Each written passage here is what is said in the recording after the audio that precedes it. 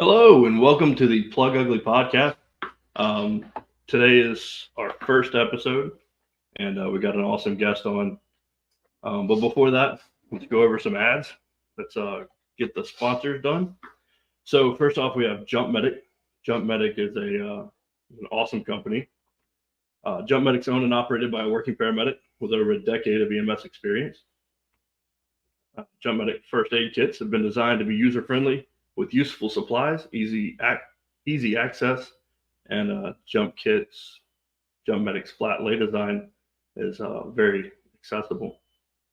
It's made to be user friendly with useful supplies, and their most popular kit's the Jump Medic Pro Gen 2, where they have anything you need from their smaller hard shell kit to their Jump Medic Elite. If you want something specific, then check out their Build a Bag page where you can custom build a first aid kit and have it packed and shipped to your door. Jump Medic is the only company that lets you customize your first aid kit. And of course, shipping is free throughout the US. So go check them out. They're at Jump Medic on Instagram. And you can also go check out their website at jumpmedic.com. They have some awesome bags. I went and looked at them this week. Just go check them out. Get you a couple of them. Maybe if you're on a department that runs EMS, go get some for your rigs. Some great stuff. Let's also look at Jump Bag EMT, which is, I know it's a little confusing because there's two jump bags and jump medics and all that. But a Jump Bag EMT has some great stuff for future NREMTs. They're doing some amazing things. If you know someone or you're attempting to go through to take your NREMT, go check out Jump Bag EMT. The amount and quality of the materials are second to none. I just finished up my EMT back in December, and it would have been really nice to know that they existed. So go check them out. You can use Plug Ugly as a code and get 20% off your purchase. And you can also go check them out on Instagram at JumpBagEMT, or you can go to the website at jumpbagemt.com. And then last but not least, we've got a awesome company out of New Jersey, Salty Axis Apparel Company. And I'm actually wearing a Salty Axis shirt today. It's an awesome shirt, great logos, great stickers, great hats. They've got all sorts of stuff. Go check them out on Instagram as well at Salty Axis Apparel, or you can also check them out on their website at saltyaxis.com. So with that being said, I'm going to bring in our co-host today. Co-host is going to be Austin Hahn. He's a firefighter with me on Brookville Timberlake Volunteer Fire Department, and he's not been in as long as I have, but he's got some experience, and I want to get the kind of varying experience levels in here. So, Austin, what do you think? I think it's going to be great. We got a lot of topics to talk about today. The guy we're talking to, we've been talking to him for the last hour, Alec for a couple of days now, and he's very knowledgeable. Same thing, he's the younger generation, but he knows what he's talking about. So it's going to be interesting to see what he has to say. Yeah, for sure. So I've got 10 years on the department. Austin, how long have you been on? This would be 2.5. Okay, so we've got about 8 years difference, and then the guy we're having on today, he's been in for 12 years. He's on 2 different departments. He's on Summers Point Fire Department in New Jersey, and he is also with Linwood Fire Department, also in New Jersey. They run very close to each other, and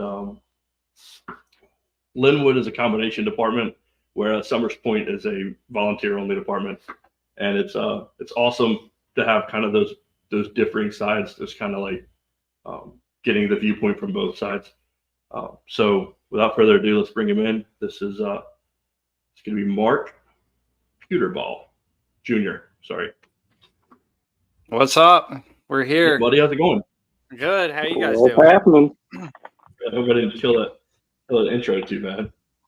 Yeah. I'm really digging the intro music coming from Metalhead over here. I'm really digging that. I was digging the double kick and everything.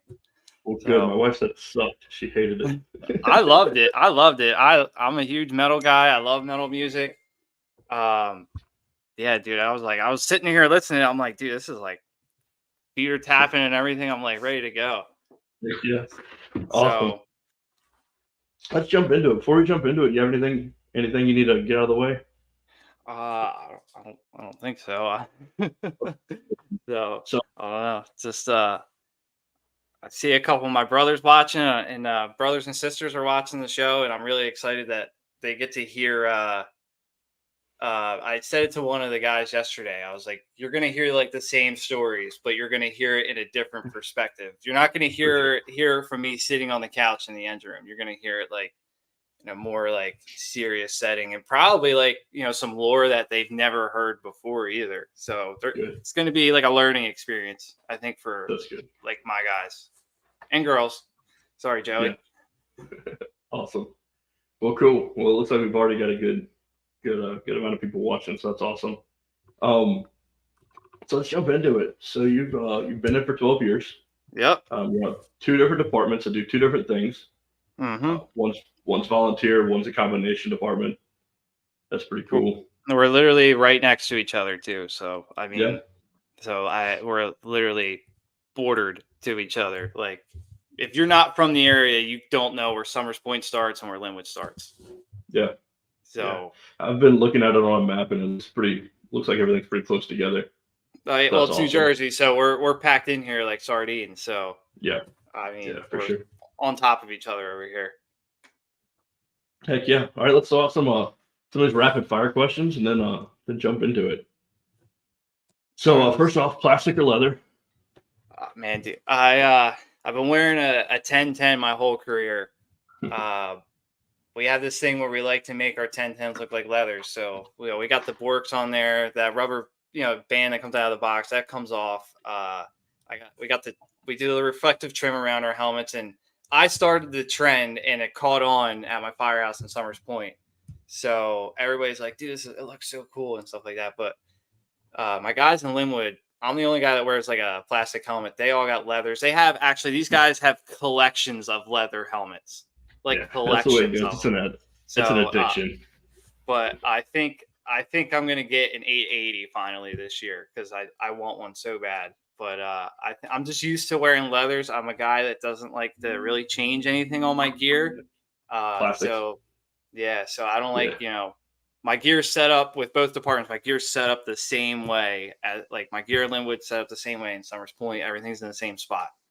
So heck yeah. Next one is based on look alone. All right, coolness.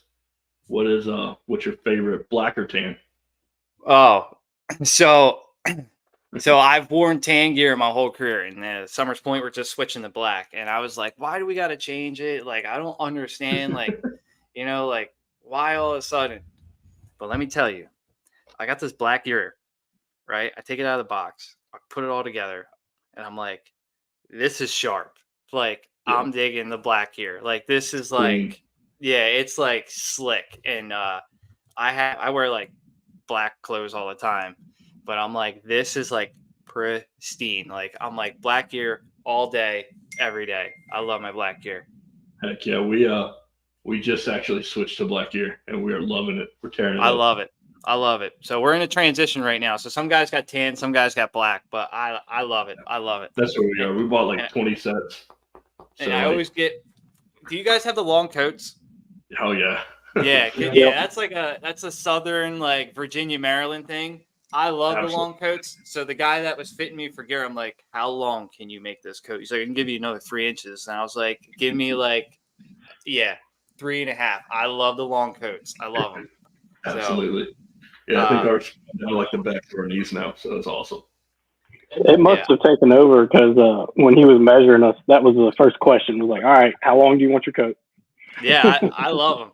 I love them. Like PG and all them. Those guys, man, those coats are down their knees, and I'm like, it's so sick looking. I love it. And we have the snaps on our coat too. We don't have like the zipper and Velcro. We got the snaps. So, we got the zippers on these, and I hate it. I absolutely hate it. Yeah, we have the snaps, which is kind of cool. So shout out to the Pennsauken Fire Department. They sell the Bloomfield clip. So like it's a gator metal clip, and you can just take that clip and hook it right to the snap on your coat. Yeah. and hook your gloves to it. So your gloves are like right there. You can actually like the way I have my gloves, I can like slip my hands in my gloves while it's still attached and then just kind of pull it off the gator clip. So that's another cool thing I learned with the snaps was like you can kind of hook stuff to it. Yeah, for sure. I keep my gloves hooked down there I've got a leather glove strap. I keep my gloves hooked down there too on the bottom one. So it's perfect. Yeah, I always kept mine in my pockets and then I started hanging them. Yeah, stuff falls out of my pockets too much. They can never make those pockets big enough. Never. All right. So, what's your favorite apparatus? What's your favorite piece to ride? All right. So this question has like probably I don't know like 4 or 5 answers. So I'm gonna go with manufacturer. I'm gonna go with Pierce. I've been on Pierce's my whole life. So I can't really attest to any other brands out there. We're getting an E1 in Linwood, so I'm like super excited to actually have something different for once. So I'm a Pierce guy. Jersey loves their Pierces down here. Sure. So we run a Quint out of my firehouse. So we do like truck work, engine work. I always like doing the truck work. I love going on roofs and stuff like that. So we're gonna go with riding on a truck. But right now we're making our engine into a rescue engine right now. So I've been really into the rescue squad concept engine. Like I'm really into like the compartmentation, how apparatus innovations right now. Like I'm super into how people are organizing their compartments and putting stuff in that because we have so much stuff we got to put on our engine right now. And I'm really like so into it right now. So, sure. But I'm going with the ladder company. All right. So on the ladder company, do you guys run assignments? Yeah, we run our seating assignments and stuff like that. Okay. So we got the can. What's your favorite assignment then? I love being the OV. I love throwing ladders and stuff like that. So like we run a Quint. So like in normal situations, like our engine from our other firehouse in Summers Point, they're always first due, just where the firehouse is. So we're usually, the cool thing is like we run our Quint as a Quint. So like we're coming in, we're laying the supply line for the first due engine, and then when we get up to the scene, we're getting out of the truck and we're going to work as a truck company or we're stretching another line. Like the Quint's so diverse when it's used properly, and we really do that well. So like for example, like I'll ride the OV, and if we got to stretch another line off our Quint, like while they're stretching the line, I'm throwing ladders. Yeah. So and then I get on the line. So like we get like the best of both worlds riding that Quint. But I like riding the can seat too because I've been on a couple jobs where I've put the can to work, and like while that line's getting stretched up to us on the second floor, we went, quick story, we went to an apartment fire. The smoke coming from the eaves, couldn't find it. We found it. I had the can with me, found it in the ceiling, pulled the ceiling, and I'm dumping the can on it. And the engine's stretching the line up, dry up to us on the second floor. I get the nozzle. I'm like, too late. Too late. And I just handed it back to him. I'm like, too late. Get That's it out awesome. of here. I'm like, too late. So that's the truckie dream. Yeah, the can position, like, oh, I hate carrying around the water can, but like until you get to see like the fruits of your labor from using the water can at a fire, like you realize like, dude, this is like awesome. Like, this they ain't lying, what they teach us. Like this crap really works. So yeah. I always, it always sometimes we've been going to fires, man. I'm sitting in the OV seat. And then they're like telling us our assignment, like, the engine's stretching the first floor. You need you guys to go to the floor above. I'll just get up in the cabin, sit in the can seat. I'm like, I'm getting the can on this one because there you go. I'm pushing the engine out of the second floor if we got fire up there. Absolutely. There you go. Awesome. Well, let's jump into your childhood. So you're from Summers Point? Yep, born and raised. We got literally born and raised. We have a hospital in our little town. I was born there. I grew up there, went to school there and everything. That's home, man. I love that town. I love that town so much. It's got literally everything you need in that town. Yeah, that's awesome. How about your family life? How about your parents, siblings? I got my dad, my mom. I have like a sister, and then the rest is I got all step siblings. I got a stepsister, stepbrother on my dad's side. stepsister, stepbrother on my mom's side. So, yeah, me and my dad are super close. We do, me and my wife, my step siblings, my dad, and my stepmother, we always go. Like, we just did a huge family trip in the beginning of February. So, like, we always do stuff together. Yeah. And then, like, my mom, um, love my mom to death. I see her. My mom lives like a half hour away. So, like, I see her, like, I don't see her as much, but I talk to my mom almost every day. For So, sure. she's so proud of me being a firefighter because she's the one who had to deal with me wanting to chase fire trucks around. Not my dad, because my dad was on the truck. Yeah. So, Yeah. My wife's dealing with that problem now with our oldest. yeah. He goes nuts. My mom, it's funny because my mom works at the hospital. So anytime we get a fire alarm at the hospital, I text my mom, come to the hospital for a fire alarm. Yeah. And excuse me, she'll and then she'll be like, what floor? I'll be like, I don't know, third floor. She'll come chase us down, and then we can say hi to my mom. And so it's cool, really cool. That's what's up. Yeah. What about, so your dad was a volley, right? Was he a volley your whole childhood? Yeah, he was. Yeah, he was there. My dad joined in '89, and he was there for 30 years. He 2015 was when he was like, all right, all right, I'm like, kind of done. I want to move into, like, I'm starting to slow down kind of deal. So, my dad was there. My dad, I think my dad wanted to go earlier, but when I joined, he stayed until, like, I got done fire school, and, like, he was like, all right, this kid's got it. I'm out of here. So, the cool thing was I got to fight a couple fires with my dad. So Yeah, that was awesome. like we ran a fire. It was a boat fire in the middle of February of, like, 2015. That was, like, the last fire he ever went to. So me and him were on the nozzle together. So I was like, all right, dude, you can, like, pack it up and, like, stop running calls, because all I wanted to do was fight a fire with my dad, because everything was full circle at that moment. Yeah, Everything like was full circle. you can't leave until we catch a job together. Yeah, like, everything was full circle. Once we ran that fire together, I was like, all right, dude, like, if he wants to, like, hang it up and, like, not want to go on calls anymore, like, I'm fine with it, because, like, we got to fight a fire. Because, when you're growing up and growing up watching your dad do it, I can't wait to do it, can't wait to do it, and then you finally do it, and then you're doing it with your dad, and then, like, you go to a working fire with your old man, like, you're like, all right, this is what it's all about right here. Yeah, that's pretty cool. So I'm looking forward to that day when my kids fighting fire with me. I think it'll be awesome. Oh yeah. So, I mean, I gave my dad the business. I was like, yeah, I told him, I was like, you got to back me up better. And he's like, what about you? I didn't even feel you behind me. So, and I was like, you had a sweatshirt on underneath your coat anyway. My dad's like a salty old guy, man. Yeah, tell him to put his mask on. Yeah, for real. Yeah. There you go. So, yeah, like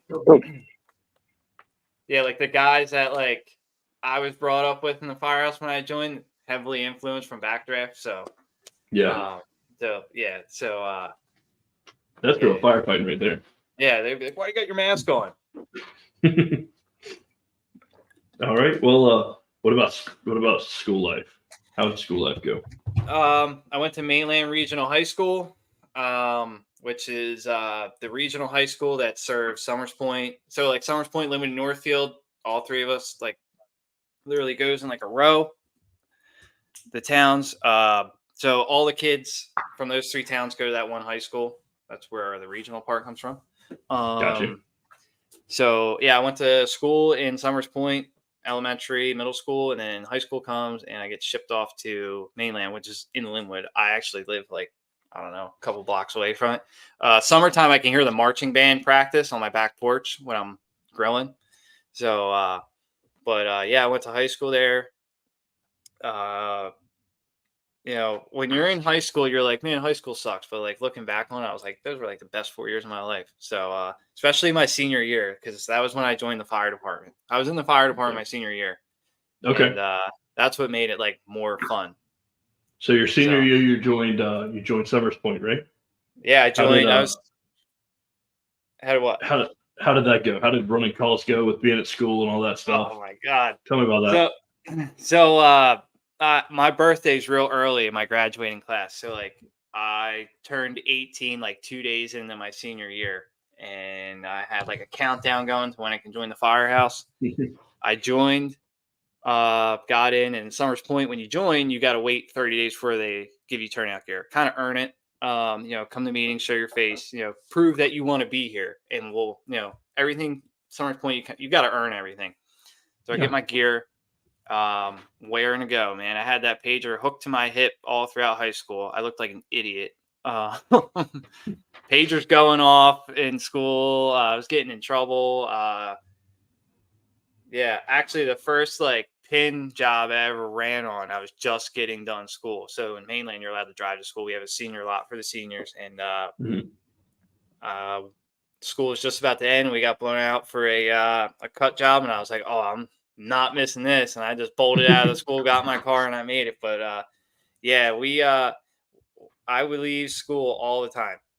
Yeah, that's for awesome. Calls. I would. That's awesome. Not though, like get up and leave class, but if I could sneak out a little bit earlier, I was out. Yeah, I was out. I'm gonna lose Austin for a second. He can switch his headphones. But awesome. So grew up in the fire department, pretty much. Your dad was a volley. He was a lieutenant, right? Yeah, he's a lieutenant for like, oh God, I don't know. I think he got lieutenant like 2009. Okay. And then until like 2014. So like I don't know, 8 years or something like that. He was there for a while. Sure. A long while.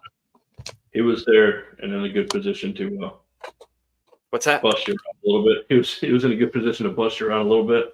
I never heard the end of anything I did my first year there. I never ever nothing I did was right, dude. Nothing I did. I think it was harder on me because of who my dad was. Sure. So I got the business pretty good. Like old school mentality when I joined the fire department.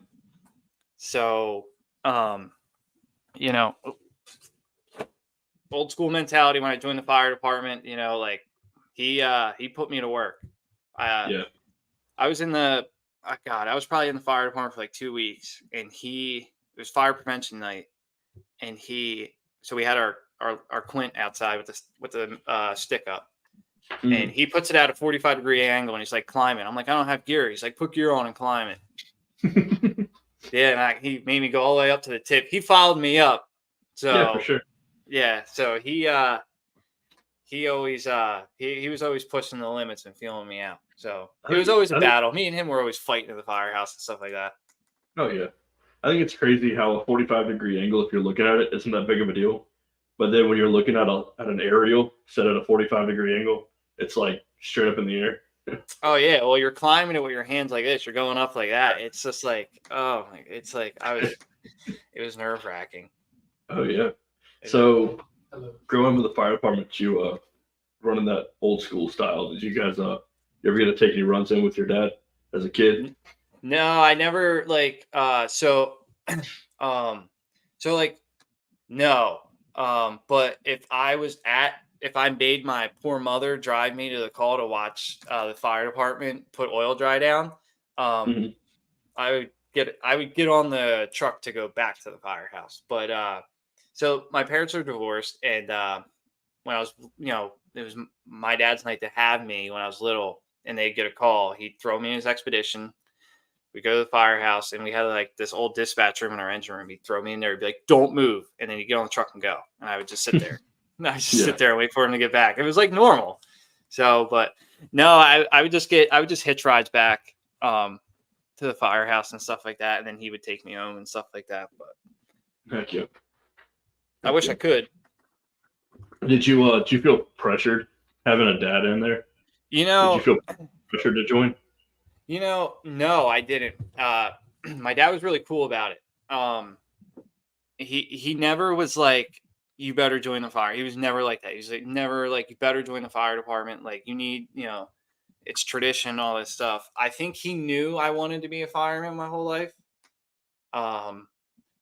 he would ask, like, you gonna join? And I'm like, yeah, I'm joining. And then like, it was like I always wanted to be a fireman. And like when you're a little kid, like little kids love fire trucks. And then like, it changes Sure. once as you're growing up. But like even when I was like, 16, 17 years old in high school and, going out to like hanging out with friends, going out to parties and stuff like that.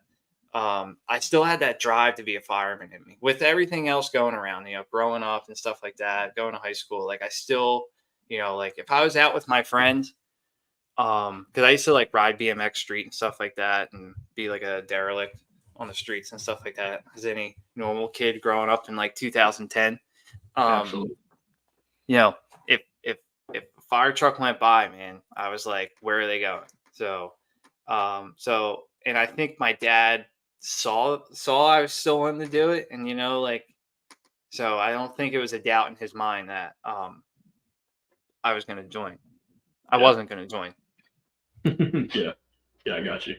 Yeah, I'm trying right now to figure out in our lives where that line is between pressuring him and encouraging him. You know what I mean?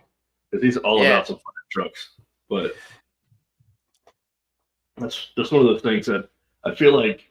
I mean, just what you said right there, it kind of gives me some insight on it. To like, if he's still into it, if he stays into it, if that becomes like, because like I never want to push him to do something he doesn't want to do. Yeah, you want them to be like, their own person and stuff like that. For sure. I was just, I turned out to be just like, my dad, like my job outside the fire department. I do the same thing my father does. So, I just literally turned out to be like him. And if you ask my wife, we're the same person. Everybody says that we're the same person. I mean, so, I just always had that. Always, even like I said, when I was 16, 15 years old, like I'll never forget this. We had a strip mall in town. We had the dumpster caught on fire and lit the back of the building on fire. And I jumped on my BMX bike and rode my bike and watched the fire. I was still into it, So I always wanted to. It was always something I wanted to do. That's what's up. That's cool. Well, cool. Well, let's jump into it then. Let's jump into Summers Point. Let's go. Let's talk about Summers Point Fire Department. You joined in 2012. Yep. It's September 12th. September 12th. Yep. That's right. You've got that memory for dates thing. I like it. September 12th, 2012. It's 100% volunteer department, and you were 18, a senior in high school. All right. Let's talk about Summers Point a little bit. So I got some deets. If anything's wrong, let me know. Sure. So I've got round about 40 members between two different stations. Yep. Right. So is that like 20 on each? Yeah, pretty much. Yeah. Like, so, yeah. Gotcha. Yeah. 20 on each, and that includes like the active guys that have been there for 50 years. We have social members too that you can just join and be like an honorary social member and come for our meetings and fundraisers. Those guys too.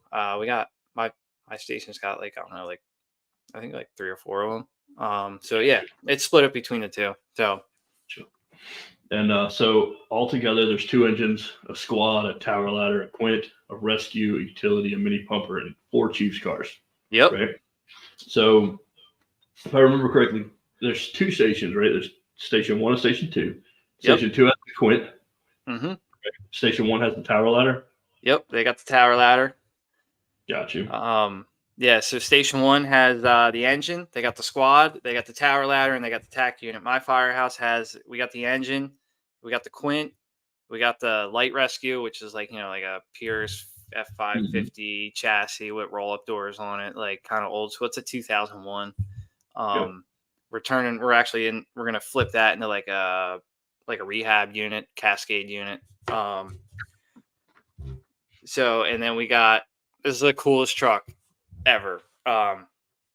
We have a 91 Ford F350 diesel pickup utility truck. Truck is badass, dude. That's awesome. It tows our boat around, and it's got like like extra oil dry, and like it's got like just like stuff a utility truck would have on it. Sure. Just like a utility. Yeah, I get it. Mm-hmm. So y'all run about 350 Yep. calls a year. Is that EMS and fire or just fire? No EMS. We just run fire. Our call volume ticks up like in the summer months. So, like I said, we're a little slow right now. Yep. But You got a fairly small first due area. It's like 5.23 miles, right? we're Summers Point's 10 square miles. Linwood's like I think either 5 or 7 square miles. Summers Point's 10. Yeah. It's like 10.5 square miles. Okay. I think. Or I don't know.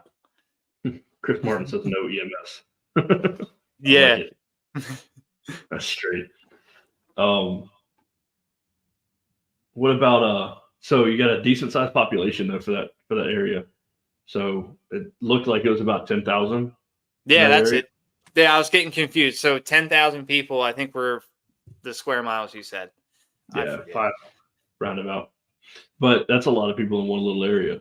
So yeah, it is. We got garden style apartments everywhere. We got townhomes. They're building more townhomes. Just regular, your regular cookie cutter home, wood frame homes. Do you guys have taxpayers? Yeah. Or like commercial and apartment combinations or anything like that? Let me think. We got we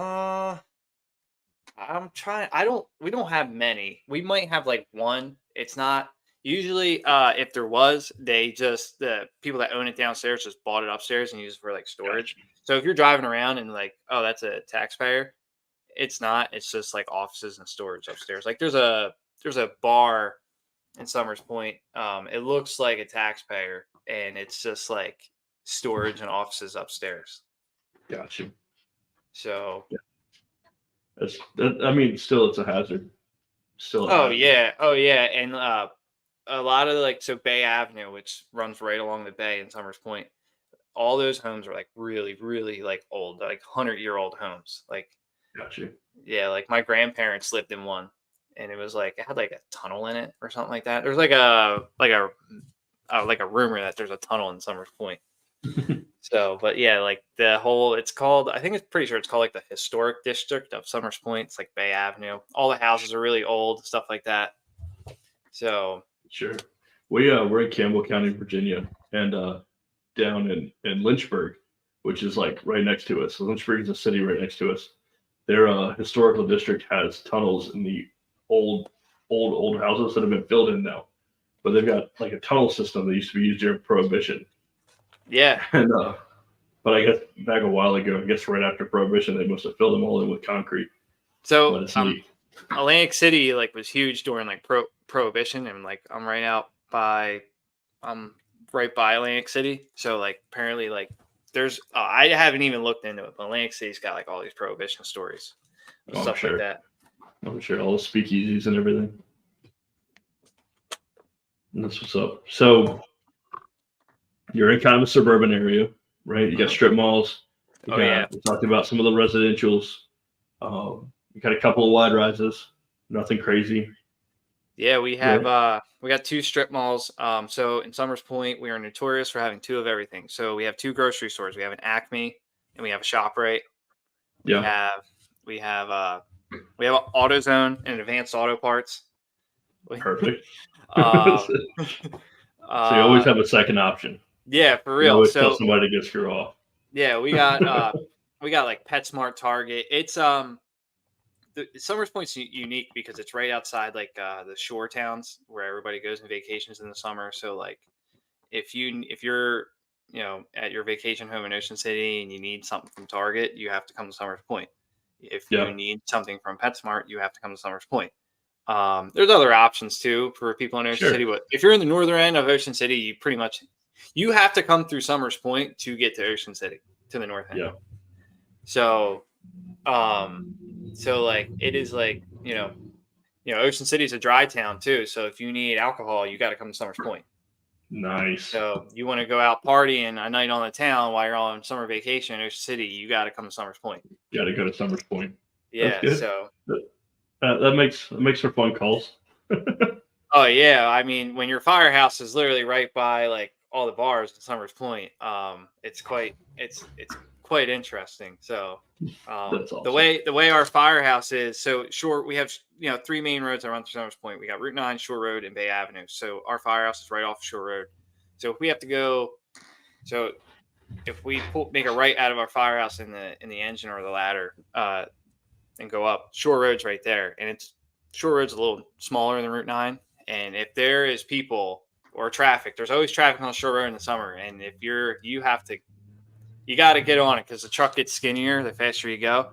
So, so that's it's pretty interesting driving around Summers Point in the summertime in a rig. So Heck yeah. you got to get all your training in, during like now when there's nobody around, because once summer comes, that town gets gridlocked. Yeah. You can't get anywhere. That's what's up. Yeah, And we got all kinds of stuff. Makes for a lot of car wrecks, right? You guys have like the main stretch going into, what was it called? The Garden State Parkway? Yeah, we have an exit off the parkways. So we cover like 3 miles of the parkway. So so if you're coming from, because Ocean City, like, where the shore starts here is like Summers Point's slogan. You have to come through Ocean City or Summers Point to go through Ocean City. So if you're on the parkway coming from Pennsylvania to go to your shore home, take exit 30 on the Garden State Parkway, go through a little toll booth, and it dumps you right out into this residential street. And that town or that road gets so backed up in the summertime that it'll back up all the way on the parkway and everything. But yeah, we cover the parkway. In theory, it sounds like we get a lot of, good wrecks on the parkway, but, like I said, in the summer season, the parkway just gets gridlocked. Nobody's going anywhere. And it's tough for us getting on the parkway when something happens, because there's there's no room or anything. So sometimes you gotta, go baja down the shoulder. Truck's halfway on the road, halfway on the grass. You're leaving like a dust trail. Rocks are kicking up. So there you go. Just makes for good GoPro footage. Yeah, been there, done that. So just a bumpy ride. Thank you. So let's talk about Summers Point Fire Department a little bit. Let's talk about them as a department. You made a comment, said they were an old school department, right? Yep. What's your definition of old school? What's old school look like? I mean, like like when I joined, you had to earn it. Everything you wanted to do, you had to earn it. Guys were tough on you too. They were tough. Yeah. Like I said, when you join, you got to wait a month to get gear. So, and we still do that now. You got to earn that you want to be there. You got to show that you want to be there. You can't just come in. Oh, well, come back in 30 days. You'll give you gear. And if you go those 30 days and don't show your face period, you're not getting anything. So, when I was getting brought up in the firehouse, the guys that were there were like, dude, you want to ride this truck? You better know what you're doing. They were real big on the initiatives and stuff like that. Like, you need to take initiative, you need to think ahead and all that. Like, really, really honing in on you got to be almost self-sufficient. We're all going to be there with you, but we got each other's backs, but you got to know what you're doing. Like, I can't think for you. You need to know my job, your job, his job, and everybody else's job. Yeah. I mopped the floor in the hall a lot. So when I joined, I got told by my father to go mop the hall. And I said, okay, I'll go mop the hall. I get back there and I don't know how to mop. I've never mopped in my life. 18 years old, never mopped in my life. So I'm back there. My dad comes back. He's like, how you making out? And I'm like, I have like the mop bucket out. Floor's like soaking wet. I'm like, I don't know how to mop. He's like, you don't know how to mop? I'm like, no. He's like, here, I'll show you. He shows me. And I'm like, all right. I'm going back and forth. And I was like, man, I was like freaking out. So I'm mopping. And all of a sudden I hear like footsteps, like a bunch of footsteps. I'm like, what's up with all the footsteps? And then I turn around. The whole firehouse is watching me mop the hall. They're watching me mop the hall. And I'm like, oh, dude, I had like such a bad temper when I was younger. Cause like, I wanted to fit in. I wanted to be one of the guys, and I just felt like I was getting singled out. And another time, our old engine had a generator on it, so the cord reel. And if Chris is watching, he knows exactly what I'm talking about. It had a cord reel on it, so we used it at a call, like with a fan or something. They're like, "All right, wrap it up." I wrap it up. I didn't know you had to weave like a cord reel back and forth so it rolls up evenly. It was all bunched up on one side. I shot it, get in the truck, didn't say nothing because I thought it was normal. Somebody found it, and they were like, "Who was the last one to use the cord reel?" And I'm like, I just sat there. Wasn't me. I'm pretty sure I said that. I was like, not me. And I like got up, walked away, and then like sat somewhere else. And then they found out it was me. So I had to pull the cord reel out in front of everybody. They pulled the engine out. They're like, pull that cord reel out and fix it. They showed me how to fix it. Weave it back and forth so it goes in there evenly. Yeah, Chris said it bunched up's an understatement. So I had to pull it all the way out in front of everybody and wind it back up in front of the whole firehouse. Like, I was so embarrassed. I was so mad. Like, back then you just don't understand why they're doing it. And I think that's why, like, I didn't know why. I just, you feel like you're being like kind of attacked in a way. Yeah. But like, I learned later on, like, it's all in good fun and they just want to see you succeed. But like, the guys that I joined with, man, they were way older. The department now is a lot younger, different crowd. The guys when I joined, these guys were like in their late 20s, 30s, 40s. You had firemen that were just, the senior guy, mid 40s, and they were getting on their, you're just this young kid in high school and you're getting on the truck with, grown men. So, you got to keep up with them and they know what they're doing. And they were all blue collar guys too. So, it was just like I had to, they would take me to the truck with the doors shut and like on the compartments and be like, what's in this compartment? I had to name everything that was in there. What's in this one? What's in that one? Learn the trucks. That was like our huge thing. Like, learn the truck. If you want to ride on the truck, you need to know where everything is. That's what I was told. It was beaten in my head. Like, you want to ride this truck, you need to know where. The 3-year-old. Yeah. Yeah. Like, if you're outside, this is, when I was a probie, if you're outside and, I need a hook or something, and I got to walk to the truck and get it. You're like, you're done for. Yeah. So, we have a guy that was just talking last night. He said he has a 2-door minimum. But here's 2 doors shut. You're done. Oh, that's awesome. I like that. But yeah, dude. So I learned the truck because I was afraid to like open the door, shut it, go around the other one, open this door, shut it. Like, and then like, because you get scared if you were doing that because you knew it was coming. Sure. There was repercussions for doing that because somebody's watching you. I was always watched. Yeah. So all eyes were on you for at least for a while. In some cases, forever. Yeah, like you gotta earn it. I had to prove myself. Like back then, like you weren't a fireman until you went to your first fire. So even if you got out of school, a year went by, they kind of still look at you as like a probie. Yeah. Because you didn't go to a fire yet. I'm pretty sure too the guys wouldn't let people wear leather helmets too until they went to a fire. Makes sense. Yeah. You weren't allowed to wear leather or anything until you went to a fire. Man, makes sense. I like it. Yeah, it was just like I said, it's kind of old school. Yeah. Let's talk about your academy, and then let's jump into your first fire. Sure. Let's talk about it a little bit. What you went to academy in 13, right? Yeah, February 2013 was when I started. I graduated. We were done by June. I didn't graduate till like July. So just waiting on test scores, people retaking the test, and organizing graduation and stuff like that. Were you allowed to do any firefighting before you graduated? Oh, to probies, we weren't allowed to wear air packs. Weren't allowed to wear air packs or go inside. If there was like rubbish fire or something like that, they throw us the booster line, or we get to rake stuff. Rake out the the trash or whatever, the brush fire that we were on and stuff like that.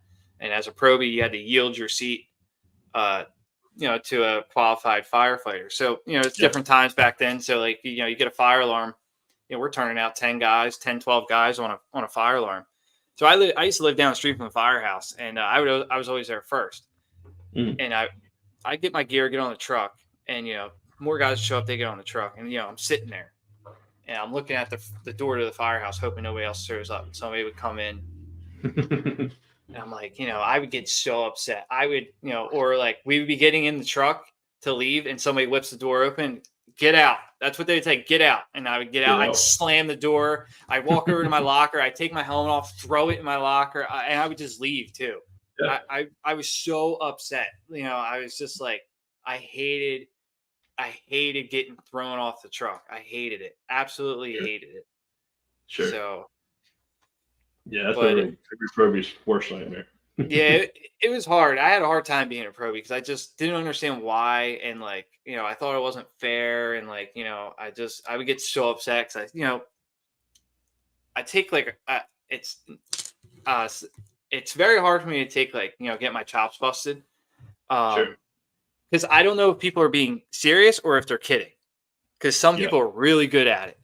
So, and at the same time, I wanted to fit in. I wanted to be one of the guys, like I wanted to be in the group and everything and stuff like that. And, I was kind of in the group because my dad, like I knew all these guys before I joined, but everything changed because you're in the firehouse now. You're not Mark's kid anymore. You're Mark's kid, but in the firehouse. Yeah. Now you're another firefighter. Or you're another proby now. Yeah. So it's a whole other thing. So, and I just had the hardest time, man, like it was so difficult for me. And I had this guy, I'm a fireman with him now.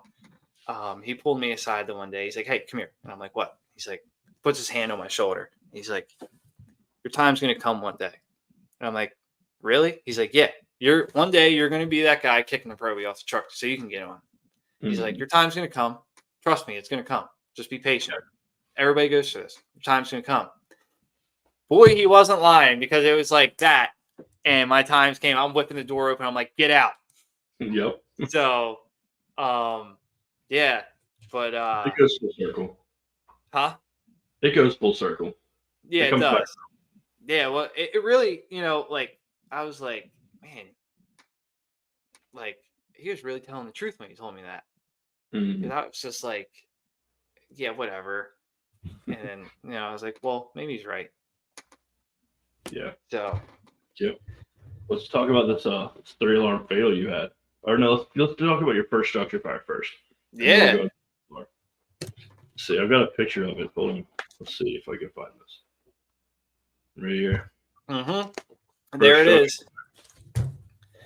There it is. So that was the October, I want to say like October 14th or October 12th of 2014. Okay. You guys had an audience, didn't you? What's that? You guys had an audience, didn't you? Yeah, so these apartments back here, it's like it's nestled up in the back of the town. We got a lot of fires back there. Actually, I could tell you like the whole layout of these apartments because we run so many calls back there. Yeah, every time there's an incident, like a major incident back there, we get an audience, and so I graduated the fire academy in July of 2013, and we went through a stretch of no fires, period. Like nothing. Mm-hmm. Like we would get like these, like we had like a little kitchen fire. We had like a car fire with extension to like a bank, but nothing like that. And so yeah, it's 2014. I was at a weird point in my life. I was living in an apartment with like my ex-girlfriend at the time. So I was like 19. I made the dumb decision to move out because my dad was like, "You're going to pay me rent." And I'm like, "If I'm going to pay you rent, I'm just going to get my own place." Yeah. So I wasn't really around. I just vanished from the fire department. Like I'd pop in like every now and then, actually, like, it was actually to the point where like the chief at the time was like, "Hey, if you want your new gear, you got to come to like, you got to make like 5 calls this month." Like that's how it was. I was just in a weird point. The pager was never off or never on. If it was on, there was something going on. And I'm just like, yeah, whatever. So anyway, I'm coming home. I think I went to like Walmart or something. Coming home, bringing like groceries in, and my pager just so happened to be on that night. And I hear the pager going off. I'm like, oh, what do we got? And they're like blowing it out for a structure fire. I'm like, I'm out of here. And I went, get on the truck. Everybody's like, whoa, look what the wind blew in. So I get on the truck, and we get there. It's blowing out the roof, and they're like, head up to the roof. So I'm like, oh, really? I'm like, we're going to the roof. So we throw the main, we get up on the roof. I'm on the roof. It's blowing out of the roof in like 4 different spots. I'm standing there. There's like fire burning to my right and my left. My friend, my best friend, Christopher, he comes up the ladder. I'm standing there, and I'm standing on like the ridge of the roof with like a hook in my hand, like with this grin on my face. He comes up and puts his foot on the roof. He's like, nope, we're out of here. It's spongy. And I'm like, what? I'm like, come on, dude. He's like, come on, let's go. We get off, and we get down. And then by the time we got off the ladder, fire was out. And I'm like, oh, come on. And I'm like, so we got to go hook some ceilings and stuff like that and hit a little couple of hot spots. And then, so yeah, I was all smiles and everything that night. I was like, I can't believe this. And then I was like, I'm coming back to like the fire department, like hardcore 110%. Like, I'm not going to vanish ever again. I'm here to stay. So that was kind of like a wake up call to me. Like, and then I've got Chris here, right? Was you and Chris back then? Hold on, let me yeah, there he is. So that's me and him. And that was like, I just got my gear. This is like October 2012. Because I joined in September. You got to wait a month. So it's like October 2012. He was, I was 18, so he was 19. He just got out of fire school. And we used to hang out at the firehouse like all the time when we were like that age. Like, we were always there. He would call me up, be like, yo, what are you doing? I'm like, nothing. He's like, all right, meet me at the firehouse at like 6. I get there at like 6, and he'd show up at like 8:30. And so we were always there, like, and we would just be in our gear, and like we would just like put our gear on, and like he would sit in the driver's seat and I'd sit in like the front seat, and we'd be like just like imagining like us going to a call, like him as he's like, I can't wait till I start driving. I was like, I can't wait till I'm a lieutenant and stuff like that. And then we'd put like air packs on and like do a search around the firehouse and stuff like that. And there was more of us. Like, we had a couple other guys that would hang out with us in our age group and stuff like that. But yeah, we were always at the firehouse watching TV, doing things we weren't supposed to be doing in the firehouse. Yeah, that's so. And then so his dad is a fireman with us. His dad was a fireman with my dad. His dad, left and came back. His dad's like our steady driver. So like his dad and my dad, like, they were in the fire department together. And then, the funny thing is with me and Chris, like, we used to hate each other all throughout high school. He's a year older than me, graduated before me. So we used to hate each other. It was over a girl. And then we joined, and like, it was like, once I joined, like, we just became like the best of friends in the world. And then we have our other friends. So both my best friends, their names are Chris. They're both in the firehouse. And so like the three of us have like been best friends since like we all joined the fire department. It was, like I was hanging out with them last night. Yeah. So yeah, we were like, we're almost 30 and we were playing beer pong. So there you go. Yeah. So is one of them this Chris Martin in the chat? Yeah, he's the one who said no EMS. No EMS. He also said one was an understatement, talking about your reel. Yeah, he remembers it. So yeah, he's a Hifty fan. So heck yeah, we'll have to see if we can get him 50. See if they can make fun of us. Definitely would. Yeah. Oh, absolutely. Nobody's safe. Nobody. Let's talk about this 3-alarm. What's that? Let's talk about this 3-alarm. All right, let's do it. So I'm assuming this is after your first. Obviously, this is after your first structure fire. Is this before or after you make lieutenant? This was the fatal What's that? The 3-alarm fatal. Oh, so that was August 26th, 2016. Told you, like, my memory is like on it. Yeah. So I was a fireman for quite a while at this point. I got a couple fires underneath my belt. I'm well rounded now. Like I know. At this point in my fire service career, like I know what I'm doing. I know what I'm going to. I know my roles and stuff like that. So yeah. So it was August. So I stayed in Atlantic City the night before. Went out, like drinking, and we were all like, let's just get a room and just stay in Atlantic City. That way we don't have to worry about getting home. So, and it's 2016. I don't even think Uber existed. So, Probably. so we stayed there. I get up, I leave, I get home probably like 1 o'clock in the afternoon. I wasn't hungover or anything, maybe a little bit. Just, you feel like gross because you're out, you need to take a shower. Everybody's like, everybody's life, everybody's like life that day is like totally normal, and you just feel like crap, because you went out partying the night before. So I get home. I'm getting ready to take a shower. I'm unpacking like my little bag and stuff like that. And it was in the city of Northfield. So they switched to a different radio frequency before everybody else did. So I had a police scanner in my room. So you could hear everybody, everybody's, dispatch and their radio traffic. You could hear all that stuff. With the city of Northfield, back then, you would only get their dispatch on the county fire channel, and then you couldn't hear their audio. So I hear them get blown out for a structure fire, and I'm like, oh, so I put the scanner app on, and I'm pretty sure it's been a while, so I don't know if I remember much. So right off the gate, they're like, screaming working fire, people trapped and all this stuff. So I'm like, this is the last thing I need to do today is go to a fire when it's like 90 degrees out. So I get dressed, and I'm still living like a couple blocks from the firehouse. I get to the firehouse, I walk in, and in the firehouse, I'm known as county dispatch because I know what's going on 24/7. The pager's never off. I know where, it happens all the time. People text me like, "Where's so and so going? What they got?" And I'll text them back, "Oh, they got a fire. They got a fire alarm." So I get there, and people are asking, "What do they got?" I'm like, "I don't know, but they got a working fire."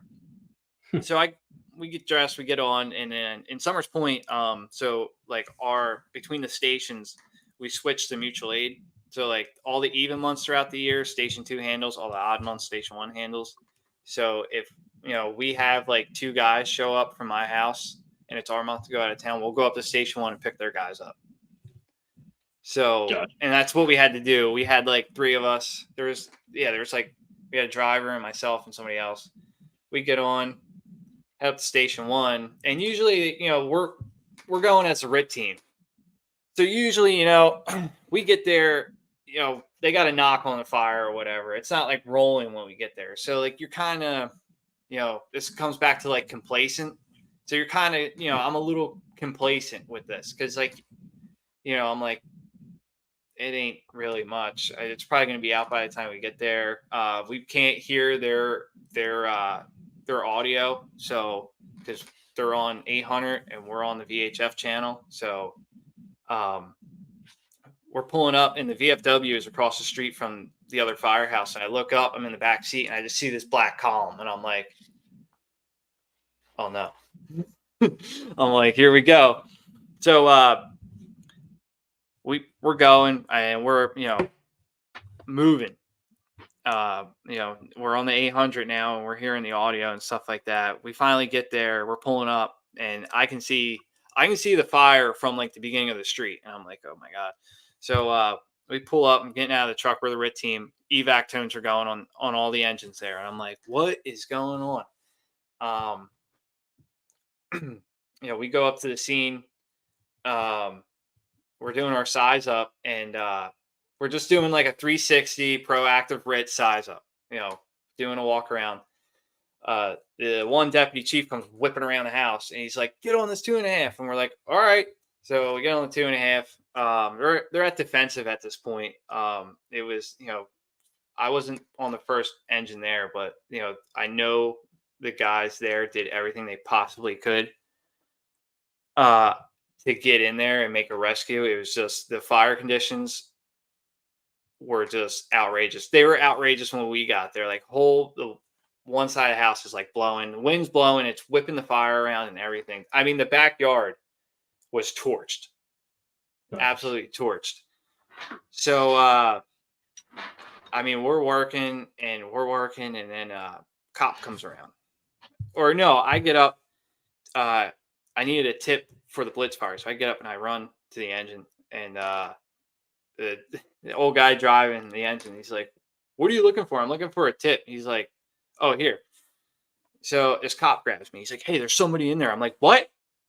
I didn't know, what was going on. I knew that, because they dispatched it as, people possibly trapped. And, it goes back to complacency. Yeah, I hear it all the time, but by the time I get there, they're out. So Yeah, for cops sure. like, there's somebody in there. And I'm like running around circles, running and everything. And the captain we were working with from that fire department's first due, I'm like, "Yo, there's somebody in there." He's like, he just stopped me. So, yeah,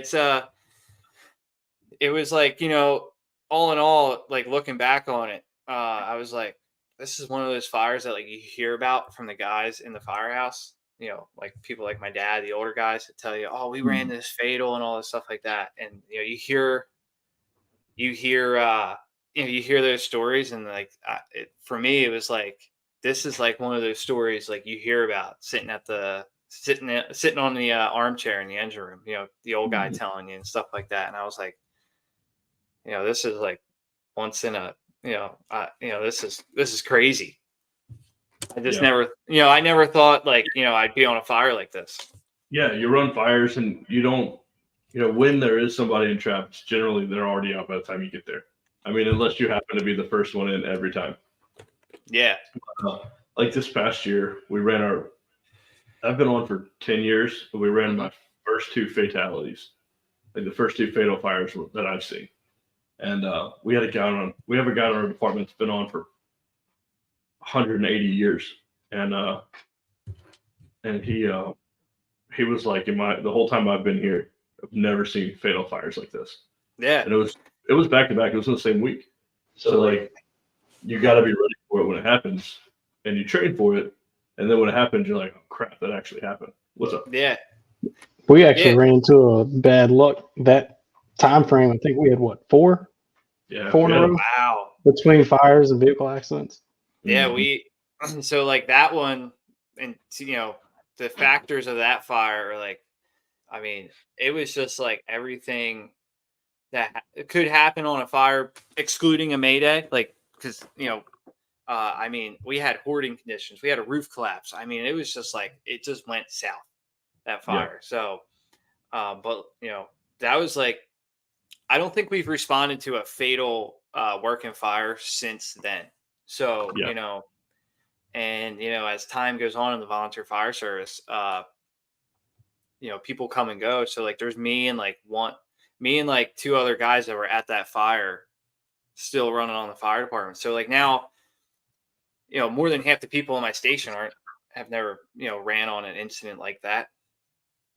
So yeah, they don't happen often, but it seems like when they do happen, they come in multiples. But it's one of those things you always train for, but you never really expect to actually happen. Yeah. So, and like we ran we had the Parkway. So like 2 years ago, we ran like a really bad fatal on the Parkway, and that's, now in today's world, that's rare for us. Back in the 90s, early 2000s, man, like I said, back to the old guy telling war stories in the chair, like, like people like my father, they would sit there and be like, "Yeah, we had this accident on the Parkway, this happened and that happened." And then like, we had one 2 years ago, and once again, I was just like, this is something like, this is a story that like the old guys talk about. Like my dad tells me, or like, our chief would tell us, yeah, back in like 98, we ran this, wreck on the Parkway and stuff like that. So you're like, this is what you hear about. Yeah. And then when you do them yourself, it's something totally different. That's cool. Yeah. It gives you the opportunity to tell those stories one day. Yeah, because now, well, hold on, because now, like, people ask, Yeah. like the younger kids ask, and then you sit in a chair and you're like, all right, and you flip the ottoman up and you're like, so, and then you tell them the story and you're like, I'm that old guy now. Yep. So Yep. I'm the You're old getting guy there. now. That's right. So let's jump into 2015, 2016. Yep. Right. We're going let's talk about morale in the firehouse a little bit. So Yeah. in Summers Point 2015, 2016, what was the morale like? What was the culture like? What It was was the change that was going in? it was just like weird. At that time, to me, it felt weird. I don't know what other people's opinions are or their perspective of it, but it felt weird to me because the people that were there, I felt like they weren't there for the right reasons. I think they were there for the social aspect of it at this point. Um, like the people, like they rather go out and all that stuff and hang out with the guys. And I was always like, for me, I was always on. Like, I was always about the training and stuff like that. And then, like, so these guys were always out, like, you know, just going out and stuff like that. And that's not a bad thing, but like that seemed to take over more than the mission that we're all on. Yeah. So, but and then so like we had a lack of drivers too. So like we'd get a call and like 10 guys would show up, but we had no one to drive the rig, and we're like, Hmm. this is ridiculous. The other station's handling the call, and we're sitting there because none of us can drive. That's And one of the worst feelings is sitting there waiting for a driver. We used to be it, like that, yeah, and it sucks. yeah, it's terrible. And we're like, or I'm being honest here, like a Sunday morning, because like I said, the people that were there at the time were more worried about the social aspect of it. So like a Saturday morning or a Sunday morning, we get a call and I'd show up to the firehouse and like I'm the only one there Hmm. because everybody else is they're sleeping. And Yeah. it's just like the morale was just like hey, we needed a change on the top with the leadership at the top, so we needed a change there. And we started to make the change. And then like everything kind of started to shift after we made the change on leadership at the top. And then the people that were there for like just the social aspect of it, they kind of started to just dwindle away. And then we just picked up to like right where we left off, getting training hard. And in that same period, 2015, 2016 was when we really put the emphasis on our RIT team and starting to Sure. train on our RIT team. So it was like right after we had the change, we got our new chief. And then like those people that were just there for the social aspect or just being a bad egg around the firehouse, once they just started to leave, we started to like really like hit it hard, like putting together a really good RIT team. We did like, I think any kind of RIT team drill you can do, I think we were doing. We did the That's good. Denver drill. We did all kinds of stuff. So in that time of like that low morale that you're talking about and the crappy like mentality that everybody had, like what did you guys do that was more of a proactive approach to fixing that issue? So I know you said that some leadership positions needed to change. It sounds like you guys started training more. Sort of sounds like you guys started adopting some new ideas and being a little bit more aggressive, if yeah, I can use that word. Um, but it sounds like you guys were making a little bit of a change. But what did you guys do that was, um, let's just say it's something that somebody else can replicate in a department that's having the same issues? I think. Well, I think for us, like I said, the people that were there for the wrong reasons, they kind of left. So like that just kind of took care of itself. But like, you really it really starts with like you know, and and training's contagious. So like, you want to shift in the culture and stuff like that, and you want to have you want to train more and like get the guys up and training, like just start training on your own. Come to the Yep. firehouse and do it. It's contagious. So, like we had to make a change at the chief officer's position because the chief was there. It was just his time was up. Time. Sure. So, and we got our new chief in there, and he was lights out once he got to the top. He's like, listen,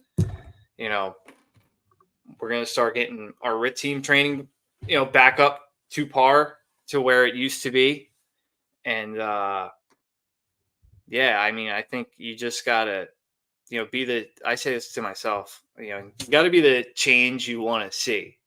Yep. So like I said earlier, like I was always on, like I was always about the mission. Like I'm not a big partier in the first place or going out and stuff like that. So like my mind was always like firefighting. So I was always, making sure I was always like trying to train as much. And I'd say like maybe a little bit of what my mindset being on the mission the whole time caught on. Yeah. A little bit. Yeah. That's a big deal when you get somebody, especially like if you get somebody that comes in and they're very gung ho about learning and training. Uh-huh. And you get that one guy that comes in and he's like, why don't you train? You know what I mean? It makes people think like, hey, maybe we should start thinking more. Maybe departments get a little too complacent sometimes. Oh, absolutely. Everybody gets complacent. Like sure. talking about that fire I was going to. I'm like, we're the fast team. It's going to be out by the time we get there. Because I got on the rig at that fire, going to that fire. I put my pants on and threw my helmet on my head, grabbed my coat, my mask, and my hood, and threw it in the truck. Sat in the jump seat with just my pants on. I'm like, it's going to be out by the time we get there. There's no point in getting dressed. We're either going to go sit at their firehouse, or we're going to turn, or we're just going to leave. And then I saw that column, and I'm like, better get dressed. So now, I'm always, always ready. Always ready. Yeah. Yeah. That's a good way to look at it. What, so let's keep going then. Let's talk about, let's talk about this too. At the time, since we're talking about training, what kind of training regimen did you guys have back then? Did y'all meet a certain number of times a month? Did y'all just train whenever? How'd that go? So, hold on. I got to whip my calendar out because I only can figure this out with my calendar. So Summers Point, we drill twice a month. We have a company drill first Wednesday of the month. And I think it's the fourth Monday of the month we do a department drill. So, and then, with Linwood, we drill twice a month.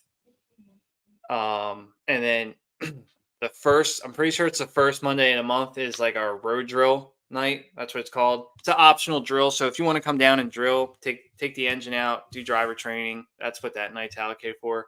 It just means you're not required to be there. Yeah. But it's just not mandatory. Mm-hmm. Yeah.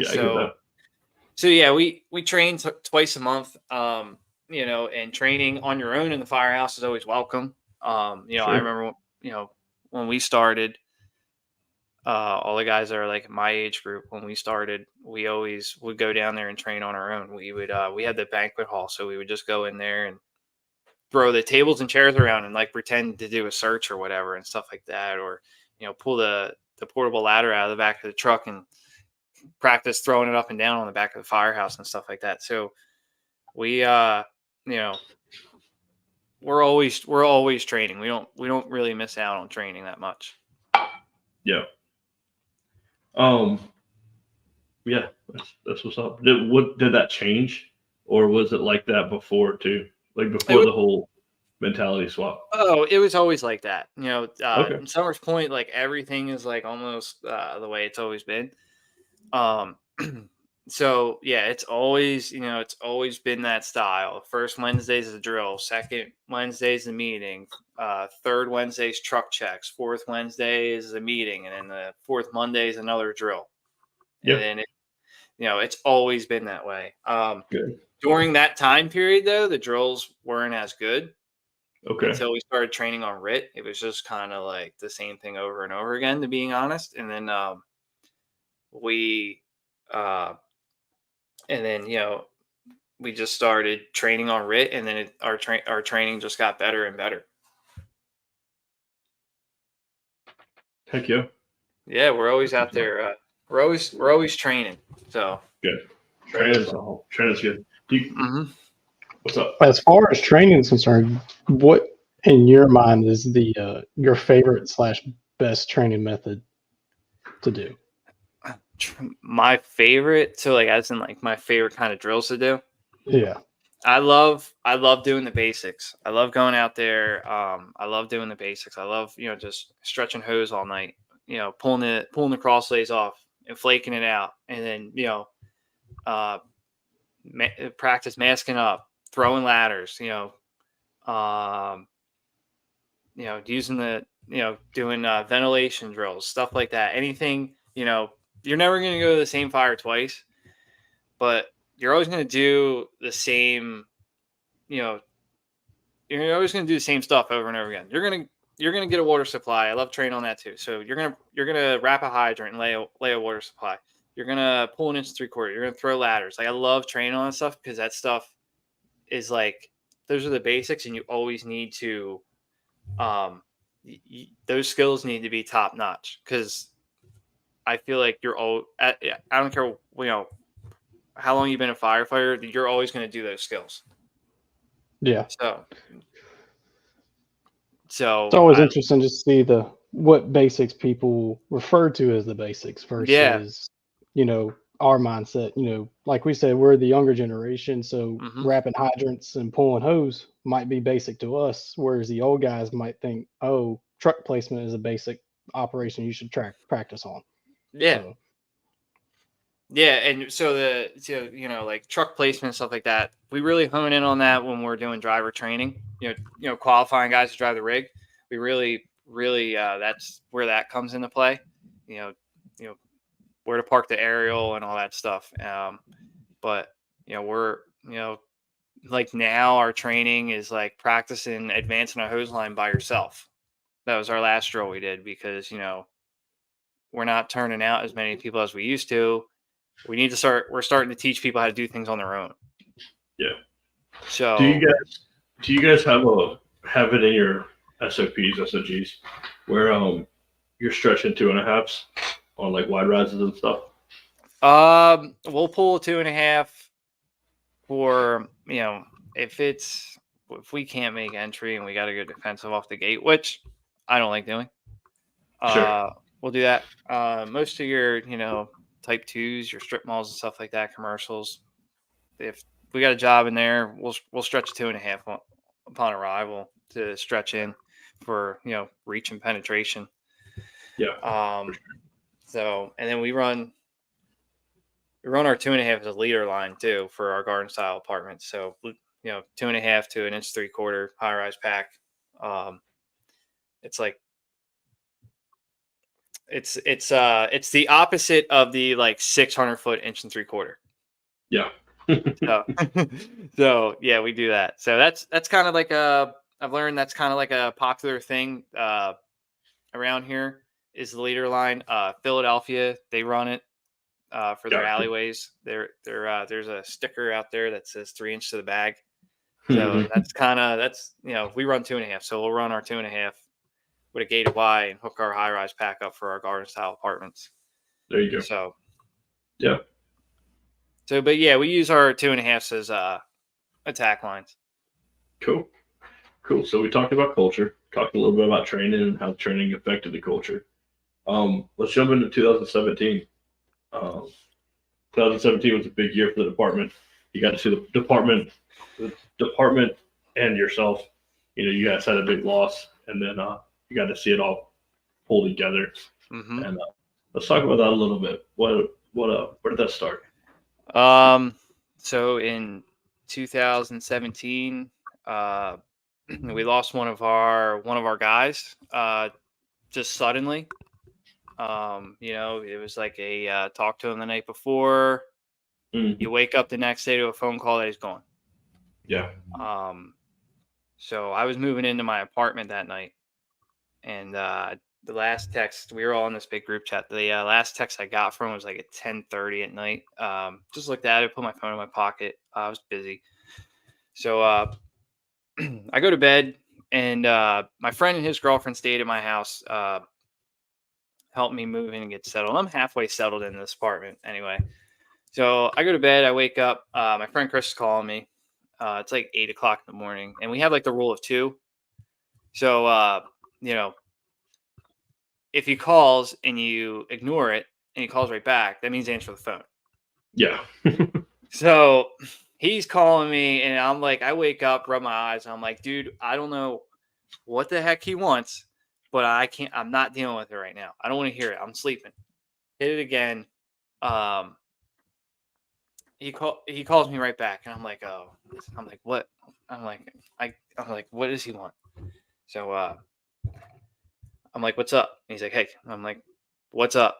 And he's like, Mickey died last night. I'm like, what? He's like, yeah. I'm like, what? How? Why? You're asking, Sure. how, why, and all this stuff. And he's like, I don't know. I don't know the details. I just figured I'd let you know.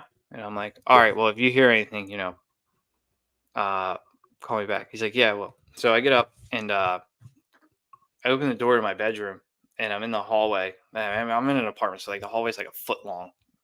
I'm standing there, and my friend and his girlfriend, they're like, what are you doing? And I'm just standing there. It's like dark in there. The sun's kind of peeking through. And I'm like, Mickey died last night. And they're like, what? And I'm like, yeah. I said, I don't know what's going on. I have no idea. I was in shock at this point. So, Sure. like just trying to process what happened. The emotions didn't take over yet. You're just trying to, like you're just got the news and you're like in shock. So I wanted to be at the firehouse. Like that was where I wanted to be. I didn't want to be anywhere else. I just needed to go to the firehouse. So I got dressed. I go to the firehouse, and there's people there, and they're all like, some of the guys are there, and I'm like, what happened? And they're like, we don't know yet what's going on. I'm like, we don't know what happened. And then I'm like, all right. So I walk in the firehouse, and I see his gear. I see his locker, and his locker was on the other total opposite side of the firehouse. So like, you had to really turn around and look. And I see it, and I just lost it. That was when like it first all came out. And I'm like, it was so hard because I lost like my best friend. Like we lost our guy, and Mickey was the guy that everybody got along with. Everybody was friends with Mickey. He didn't have a hater out there. I mean, the guy was, everything he did was probably the funniest thing in the world. Just the way he did it. I mean, some of the stuff he did was just ridiculous. Sure. I mean, he was the biggest lighter thief you'd ever meet. Because back then we all ripped darts on the job. He'd be like, yo, man, you got a lighter? I'd be like, yeah, here you go. And he'd take it, he'd light a cigarette and put it in his pocket. And you'd watch him do it. And he'd stand there. And then, like, you'd forget that he took your lighter, right? Yeah.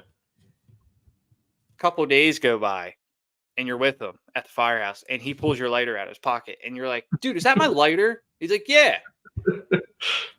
He's like, funny. Yeah. And I'm like, give it back. And he's like, all right, hold on. And then he puts it back in his pocket. That's the stuff he did. You forget about it for a few more days.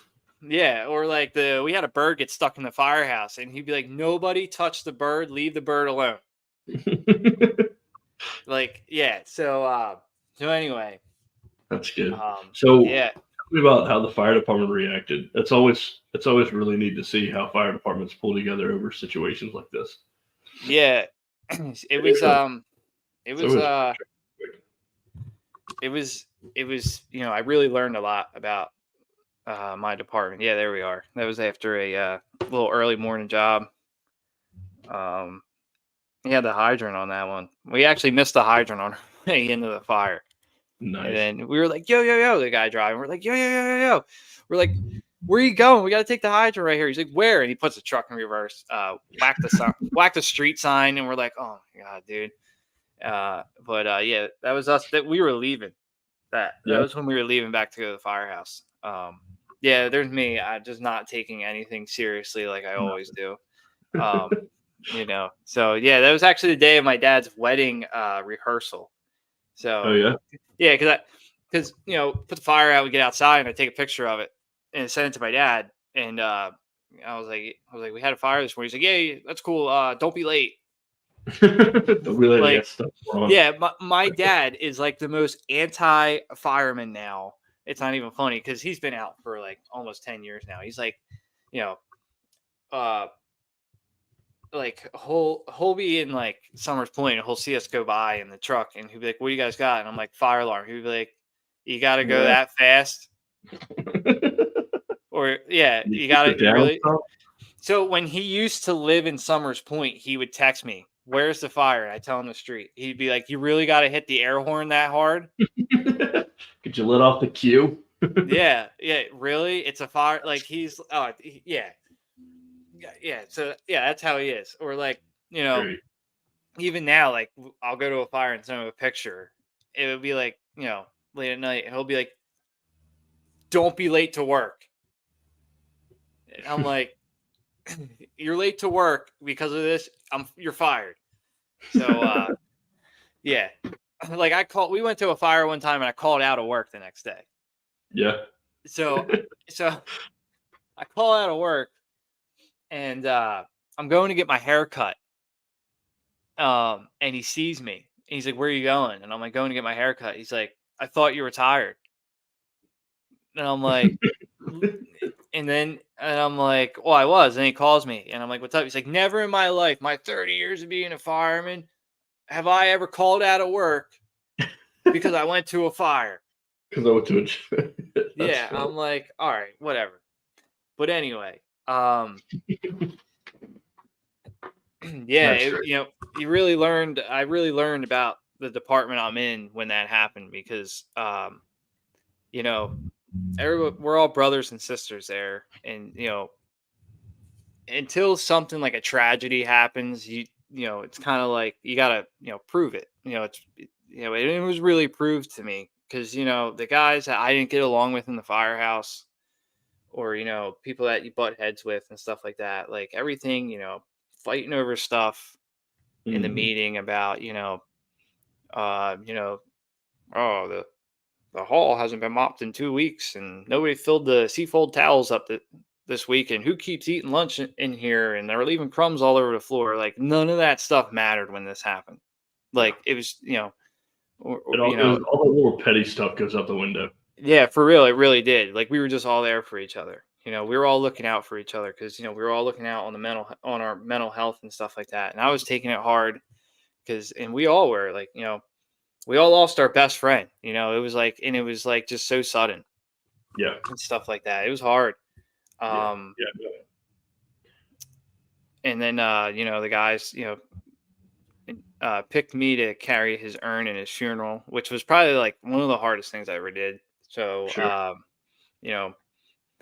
we did we went to the funeral home and picked him up and came out of the funeral home, and like there's everybody lined up with the salute. I get on the ladder. We do like a procession around town, and we did the funerals at our firehouse. And I remember like truck pulls up like sideways on the pad for me to get out. I get out and I just see like everybody lined up, like all the firemen like lined up. And I'm like, oh boy. And I don't like being in front of people. I don't like the attention on me. I don't like standing up in front of people. So I get off the truck and the bagpipes start going and I start walking and I'm like, oh, and I'm like doing okay at this point because I'm really nervous because I'm standing in front of people. So that like took over, the anxiety took over. Yep. And then I put his urn on the table and do the salute. And I remember I turn around, get done the salute. I'm walking back and I just was sobbing so hard because, you don't want to be, I'm trying to like hold it in. And I'm just sobbing and crying so hard. I couldn't even like see anything. Like, cause like the tears in my eyes and like it was all my glasses. Like I couldn't, like, it was just so hard. And then I fall in line next to my friend Chris. And like, I'm just like, my fists are like clenched and like, I'm standing at attention. I'm just like crying so hard. Wish I had a pair of sunglasses on. I was the only guy there with no sunglasses on. But yeah, to a funeral. Yeah, me, being visually impaired over here, everybody's just got to look at my ugly cry face all the time. Like this guy's really upset. So yeah, additional lenses. But yeah, so we did that, and then the ceremony ends and everything, and people are coming in to pay their respects. And I remember, like, once it was all said and done, I just took a moment to myself. Our engine was outside. I went walked on the other side of the engine, and sat down like on the running board, and I was just like, I finally, for the first time in like a week, 2.5 weeks, I felt closure, and I just felt so much better because, like, waiting for details on the funeral and what we're doing and all this stuff, like, that whole time, um, it was just, every day just felt like it dragged on, and, like, you just you miss your friend, and you're just like, you're angry at the world because you want to know why this happened to you and all this stuff. And then, like, I had a lot of mental health problems with it because I not only was I dealing with the loss of my friend, but I was like, why am I more upset that my best friend, like, why is it hitting me so hard that my best friend died? It didn't hit me this hard when my grandmother passed away. Sure. And I felt really guilty for that too. But one the brothers at the firehouse were, he was like, it just, it's different circumstances. It's family. Your grandmother passed away because she was older, and this is your best friend who just passed away. Yeah. I've noticed a lot. I'd never really dealt with death a lot until I was in the fire service. Yeah. A lot of my, I still had great grandparents in my 20s. You know what I mean? Wow. So I haven't even had a whole lot of family pass away. But one of the things I've had to learn since I've been in the fire service is that it deals emotions differently per event, if that makes sense. So, like, when one death might not affect you so bad, but the next one will. What'd you do to kind of get past it? I just to get past it, like, I just, I was at the firehouse a lot. We all were. We would go out. So the one bar down the street from the firehouse, they have this drink called an Orange Crush. Mickey, like, holds the record for drinking, like, I don't know, like 17 Orange Crushes. So he loved them. I loved them too. They're still there. So we all, we would go out, and we went out and had dinner. Like, we were always together, like, all the time. Up until then. We were there, putting the bunting on the firehouse and getting the engine room ready for the funeral. We were, and it really made you feel like, everybody's dealing with the same stuff. Yeah. We're all here for each other. So that, like I said earlier, like, we're all brothers and sisters in the firehouse, but until it gets proven, and that's when it got proven to me. So, like, we all, we may fight all the time, or, like, there's just people, and it's in every firehouse. There's people that, like, people just can't stand. But when it hits the fan, like, the guy you can't stand becomes, like, your biggest shoulder to cry on. Yeah. So, and that's, that's what I learned and stuff like that. And his legacy, Mickey's legacy lives on still to this day, and it'll never go away. He was a probationary firefighter of the year, which we named our award after. Some of the guys he had the Captain America shield on his elbow. Some of the guys went out and got that tattooed on his elbow. We wore Captain America shirts under our dress uniform, like button-up shirt that goes on before our jacket, like our dress shirt. It was, I had a hard time after too of letting go. So, like, I had his card from his funeral in my locker. I was real big on them not taking his gear out of his locker either. I was like, no, don't touch it. Leave it alone. Don't touch his gear. Nothing. Sure. I just because it was the only thing I had left. Yeah, was his locker, his gear, and I, like, he was the last person to wear all that. And then, I think after like a year or so, I was like, all right, like, kind of, it's time to, like, just let it, like, move on. So Sure. I'll never, I had to tell myself that, like, I'll never forget about him. Never ever forget about him. He's my best friend, and I think about him. I think about him a couple times a week. Yeah. But and then, so like my wedding, I got married in November, and I have like a bunch of extra cards from his funeral, and I brought my grandmother's card from her funeral and his card from his funeral. I brought them with me, and during my wedding ceremony, I put it like inside my suit jacket. That's awesome. So yeah, so I'll never forget him. I think a key factor in what you're saying is you never isolated. I feel like the isolating really brings people down even further. Like it makes it harder to deal with things. But I've noticed personally that isolating seems to make everything worse. And when you surround yourself with the guys, and you surround yourself with a department, or even if it's family, and you surround yourself with people all the time, it kind of helps get through things. But as soon as you go off and you're sitting at home and you're not running calls and you're not showing up with friends to events, and you're not, you kind of isolate yourself, it makes everything worse. Yeah, I just had to be there, man. Like I just had to be at the firehouse. I had to be there. And then like the day he died, we went to a job that day too. Yeah. So yeah, so like we ran we ran a RIT assignment. So and we brought his helmet with. I don't have the pictures anymore, but I knew that we had pictures of it. Like we brought his helmet with us. We put it, we had it in the Stokes basket with us, like so he was always with us. It was just crazy. Like, what are the odds that the day he passes away, we go and run a job that day? So, and we got to put some work into, we got to do some overhaul and get inside. So, which, really helped. You really got that. It gave you something to take your mind off of it. So, and it really showed that the people I'm on my department with, that like we're some warriors, because we're all dealing with the sudden loss of our brothers. Like we just all got the news broken to us like 4 hours ago, but hey, we're still getting on the rig and we're going to a fire, Sure. as the RIT company. Yeah. So we're going. So the calls don't stop.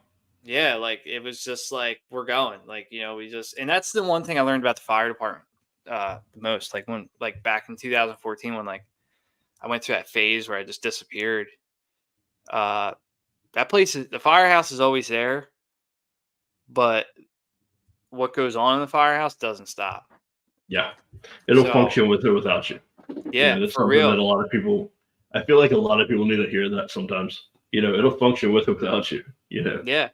If you're not there, it's still going. We're still running calls. Yeah, I mean, like I had an issue for a while where like I would get mad about stuff and I'd just quit. I'd be like, I'm out of here. I'm done. I'm done. And then they gave me, and they didn't, and I kind of wanted them to chase me, like, hey, come back, like we need you here. But I never got that. They didn't care. No. They're like, this place moves on with or without you.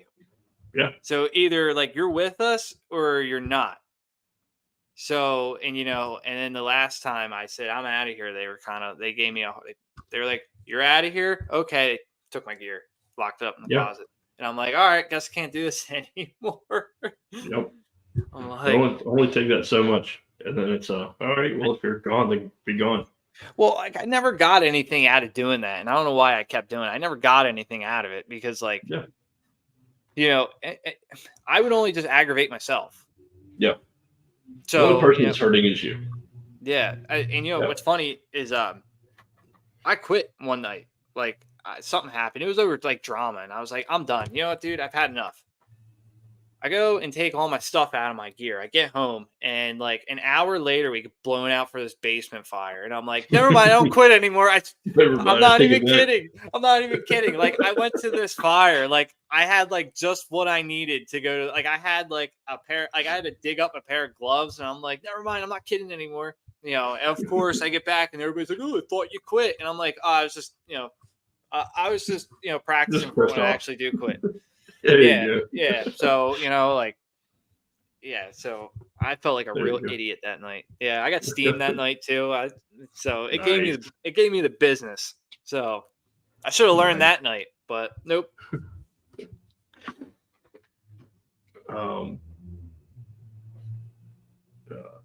Joe Fish asks, "Did you ever find anything interesting in a fire?" Yeah.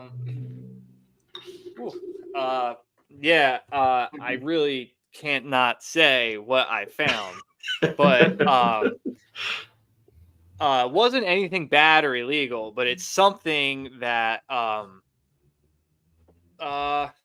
it's something you can buy at Spencer's Gifts Gotcha. if you go all the way in the back. Yep. Yeah. We found a lone survivor out of many. Heck yeah. I had Yeah. a buddy of mine when we used to make it a competition so you could find the most. Yeah, well, I didn't know it was there. We were at this fire and we were in there and the captain at the time comes up to me and smacks me with something. Oh, Yeah, we nice. have our mask on and I'm like, dude, what? He's like, look, and I'm like, are you kidding me? At least you didn't He's like, stuff it up into your mask, right? all right, well, since you brought that up, it made it to my Borks. So and then it made it on. You want Followed your route. it made it home with us. So yeah, it made it home with us, and it made it on people's helmets. It made it Good on Lord. it made it on bumpers of fire trucks. Not that anybody saw it in the public, but yeah, it Oh, I'm sure. yeah, it was really like the most childish thing I've ever been a part of, but it was the most hilarious thing. And then we got told to throw it out. Yeah, I'm sure. And so yeah, we were really upset. Like we were we were mad. Yeah. We were like, come on. Like we were like mad.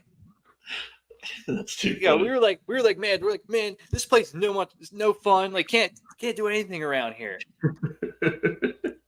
Yeah, see, Chris Hutton over here says he has a picture of it. I know you do. Yeah. He also said, tell about the call when you ran from your house to the firehouse. You said you lived right on the street, so it couldn't have been that I lived right down the street. So when you get off the parkway, and you're going down this residential road where the parkway dumps you off, I lived right on an intersection. It was like it's a real busy intersection. I lived right there. So a lot of people were getting crashes in my front yard. So my car was in the shop, and we had a call, and I was like, 18. I'm like, we had a call, and I threw my Gap P code on and ran to the firehouse. I just ran. I just was running down the street. Like I ran across the intersection. How I didn't get ran over, I don't know. And then I just, because like all I had to do was come out of the house, go across the intersection, and get on, what is that? Like 1st Street, 2nd Street, 1st Street, and just run in a straight line. I just ran all the way down to the firehouse. Yeah. That's awesome. And everybody's like, dude, all I see is this somebody come running down the street, and here you are. That's right. It was like 30 degrees out, I think. At least it kept you warm, right? Yeah, I was like, it was like, I think it was like an electrical fire or something. But Heck yeah, I was running. Let's jump into Linwood. Sure. Bit. We've been on Summers Point for a while. Let's jump into Linwood. Joined in 2019. Yep.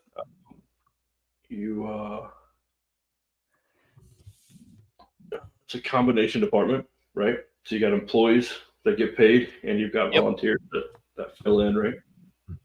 We got 8 career firefighters in Linwood, and then we got like 15 to 20 volunteers.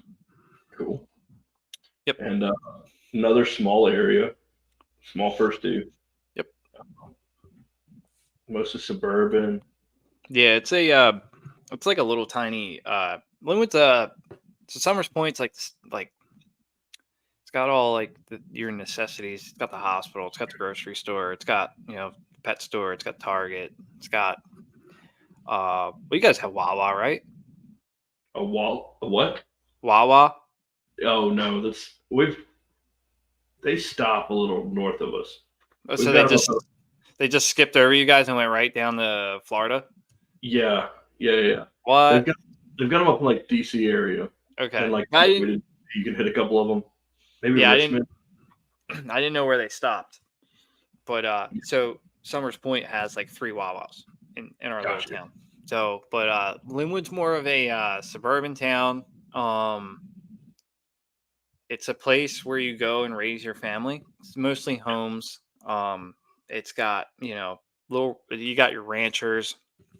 You go down towards like the marsh. It's got um, mansions, dude. Like these huge homes, like huge homes. Like any person that owns a business around here, they live in Linwood. So it's a little quiet town. It's got like little coffee shops and stuff like that. There's no like main street. Well, yeah, there's no like a main street area. We got like Route 9 and there's like a little strip mall with like boutiques and stuff like that. Um I think there's like 1 or 2 properties that have a liquor license in Linwood. I'm not sure. But Good. yeah, it's totally the opposite of Summers Point. So it's real quiet here. So I mean, I live in Linwood now. Um, I'm a Summers Point guy.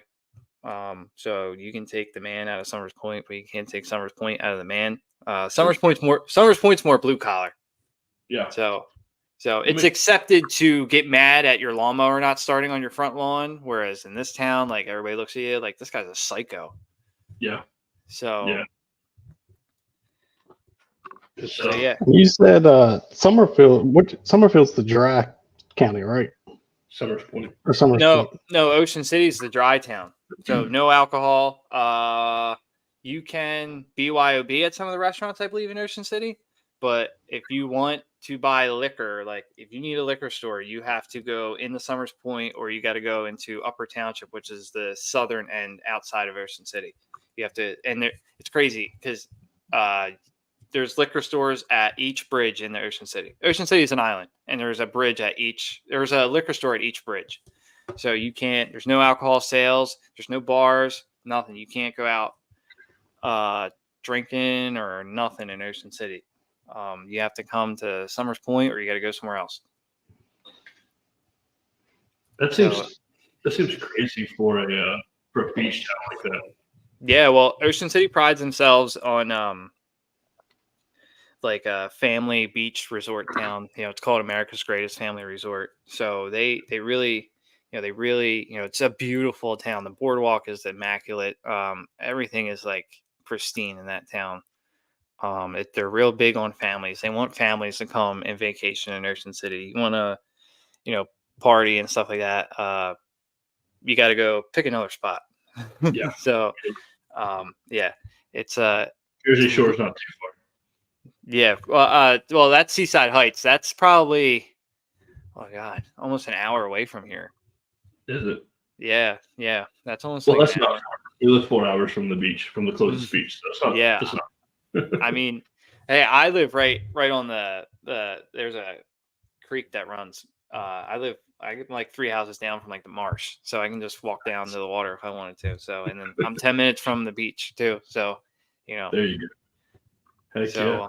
So in southern New Jersey, especially where I live, it's the only place I say in the United States where you'd see a guy who dresses like a hillbilly wearing camo, and drives a lifted truck, but goes out like surfing. Yeah. It's like a surfer dude. It's like a mix between redneck and surfer dude. Yeah, for real. That's cool. So what Linwood, you joined Linwood. You weren't on Linwood long. You became a lieutenant. Tell me about the leadership movement. To kind of like summarize it a little bit, let's talk about like you joined Linwood. You became a lieutenant shortly after you became a captain, and then you went back to being a firefighter. Tell me about your movement a little bit. So when I joined Linwood in 2019, I was kind of asked to come down, and I was like, yeah, sure, I know people there. So I was like, and I always thought about joining Linwood too, because I was like, I'll run, they run less calls than Summers Point does, but anything to get me running a couple more calls. So I joined in 2019. They were starting like a pay to run incentive. So that wasn't the real reason why I joined. So we I joined, and then more people just started joining. So I joined and immediately start running calls because they were hurting for guys. So they were pretty much, the chief was like, all right, I gave him my application. I'll never forget it. He's like, all right, you're in. Go get gear, and if we get a call in 5 minutes, you're allowed to go. I'm like, okay. So yeah, so like there was a bunch of young kids coming in. So like, kids that like didn't even have firefighter one. Mm-hmm.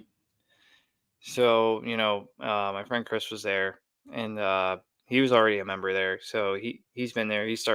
But he was a member, but he wasn't really showing up that much. And then he came back. Um, so like, I'm running calls, getting a feel for the place and stuff like that. The leadership at the time, it was just a bunch of guys, just that were there forever. It was kind of like like they're there to fill a spot. Sure. We got to fill a spot. We don't have much, so we got to pick from what we got.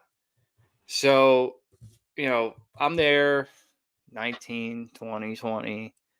I'm there 2000, I'm trying to think here. 2021. That was the year I got made lieutenant. So, okay. So so they're like, "Hey, one of the guys that, one of the volunteers there, he's been there for like ever. He's like, his name's Don. He was in the chat. I'm pretty sure he's watching.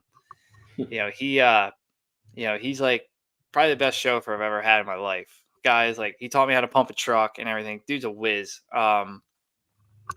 He was, but like he would always advise the chief of what he should do. Like, hey man, like at this point he's like, hey, you got some young guys here that have experience in the fire department. You should think about making them officers. To lead like these younger guys. We got a lot of young people here. Start, give them some responsibility.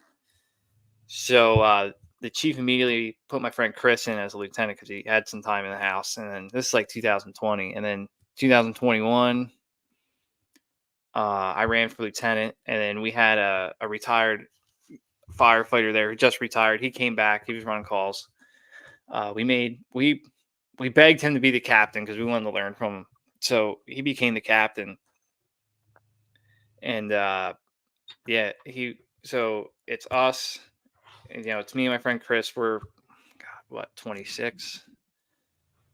Yeah, we're 26, and we got all these young kids that are like 18, 19 years old right out of fire school.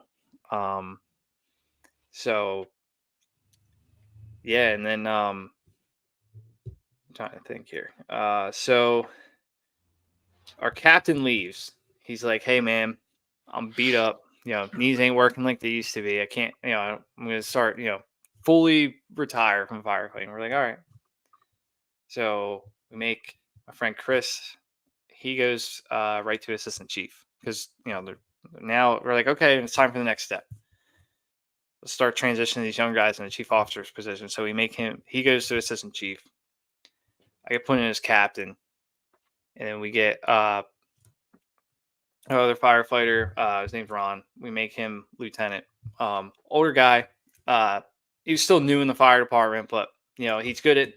He's a chef. He's ran kitchens his whole life. He's good at people management, and he knows how to talk to people. So yeah, I'm the captain. He's the assistant chief. I was a lieutenant for 2 years, and I was a captain for 1 year, and then before I went back to where I'm at now, being a firefighter. Awesome. What kind of leadership advice were you given when you were taking roles? Honestly, what kind of leadership like advice I got? Yeah. Like what? Like you had? I'm sure you had some kind of a mentor, right? Do you have any kind of mentors in your life? Like, so so becoming an officer, like I was like, I think I'm ready. You get to a point where like I think I can, because in the volunteer fire service world, if the officer's not there, the most senior guy rides the front seat. Sure. And I learned this yesterday in a class. I was taught by a captain from Camden City. He was like, I didn't learn how to, I haven't ridden in the front seat until my first day as a captain. And that was kind of like eye opening yesterday. I was like, we can, I'm like, as volunteers, you can practice being the officer riding in the front seat if the line officer isn't there. Yeah. So, I was pretty able to, I pretty much learned from just riding the seat of how to, you know, uh, tell people what to do and, make decisions and stuff like that. But like mentor wise as a leadership, I didn't really have much. I kind of had to, you know, teach teach myself and like figure it out Sure. on my own. And I'm extremely independent, so I don't like asking for help and stuff like that. And then the other thing was like I just didn't know who to go to either. You Yeah. know, you know. So What would you do now, having been through that? Would you do anything? Well, let's say you have a young lieutenant come up right now. Having been in that role before, would you go out of your way to do anything different, or would you sit back and let them learn? there was if to a degree you have to you got to get your licks in, Yeah. but also at the same time, like I want to grab them up and be like, hey man, listen, you got to you know y- you got to you got to set, as an officer, and these are things like I failed to do. Like I didn't set like my expectations to my guys. I didn't set my ground rules. I didn't set my you know I didn't tell them what my pet peeves are and stuff like that. I just, I kind of was just big on trying to change the fire department around and do different things. My mind wasn't really on like what I expected from my guys. I was more worried about, you know, dealing with the chief and like, trying to rewrite the book and reinvent the wheel in the firehouse because it needed to be done. I don't like reinventing the wheel, but like it really needed to be done there. So like I was more set on that. And as an officer, and I learned this yesterday too. You work for two people. You work for the chief, and you work for the men. So I was like, you know, I, it's just, I didn't.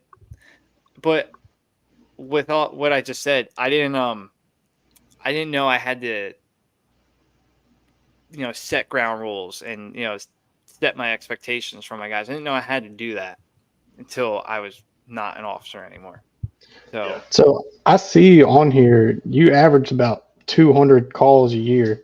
yeah. Where was there ever a challenge to you with learning how to control, teach your guys, talk to your guys, where you might have a long span of no calls, and when you do finally get one, it's something that isn't teachable, like just a basic fender bender or something. And so you don't. Was there any challenge with that? Being Um, you're not running high you volume. know, like so all the guys that I have in Linwood, like uh they're all affiliated with another fire department and mostly in a career aspect. So and like I said, like when I came to Linwood, everybody else came to Linwood, like there was no like structure there. So these guys went, and it was not like I'm not getting what I want from here, I'm going here. They want a career in the fire service. So they kind of learned how to be a fireman in a structured fire department. So like it was kind of, I didn't really have to teach them that because like they learned it somewhere else. And I think um and they were learning that before I was even given, they started learning that, stuff before I was even teaching them, like, like before Yeah, became an officer. Like they were kind of learning, like basic stuff. yeah. I just know with us, even, I mean, we ran a little over 500 calls at our Yeah. department, and there's still the struggle of, you don't have the call volume to teach Hmm. some of the guys that aren't career. So it's hard because it's like you have to cram it all into one 10-minute, truck ride back to the station or something. And then you might not even see that same call for another month and a half, 2 months. Yeah. So, I mean, like when we're going, because we, in Linwood, we run to we run automatic aid to the city of Pleasantville, and they get a lot of fires. A lot. We run as a ladder company over there. The guys, you tell them to do something, they're going to do it. They know what they're doing. But like, we have a lot of times where we get like a lull in calls and stuff like that, and it's just like when we do get like the once a year call, it's just like a crapshoot because it never happens. And then you're like, oh, we got to train on this. And then like you're trying to come up with, as an officer, you're trying to come up with training, and you're like, well, I only dealt with this call like twice. So how do I teach? I don't really know too much about it. Yeah, that's a big focus us right now. Is we're really heavy hitting on, extreme two things: extreme vehicle, stabilization for just the oddball wrecks. You pull up cars upside down, and you've talked about a little bit like RIT, and RIT's something that most people hate. Like you said, you have to stand there and do nothing. You do a 360, throw a ladder or two, and then you're done. You just stand there and get to watch everybody else have fun. Yeah, but you don't think about if you actually have to be induced into RIT on the scene. That's nobody wants to do it because it's something bad has happened if you're going in as RIT.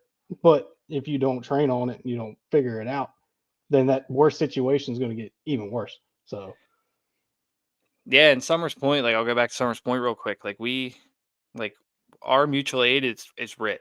Like we're the RIT team.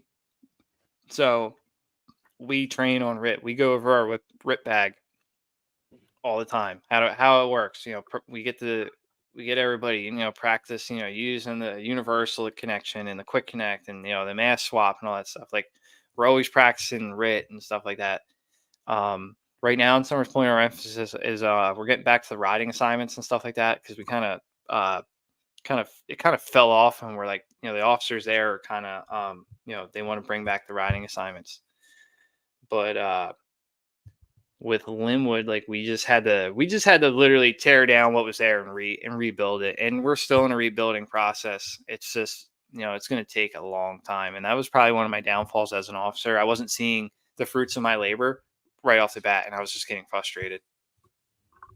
Yeah, that's something I think a lot of us struggle with is like if you don't see the change that you want, right? It makes it harder to keep it going. Yeah, and it's hard. It was hard. So like, there was no culture there. Like, there was nothing. Like we brought in the culture and like the pride and stuff like that. I mean, like it's came a long way. It's way better than it was when we found it. There was no like hanging out at the firehouse there and like nothing. So like, our chief gave us his blessing to rebuild our pickup truck into like a utility with like dry suits on it, lighting, all this stuff on there, and he gave it. And the kid that did it, he's like 21. He just turned 21, and he was put in charge of it and stuff like that. So the younger generation in Linwood like really has. We pretty much run the place now. It's I'd say it's probably one of the youngest fire departments in Atlantic County. I mean, I'm 29, and the guy that's older than me who's the captain who took my spot. He's like in his late 30s, 40s. Our chief's like way older. He's a retired fireman. So is our deputy chief. But like, the firemen are like children. They're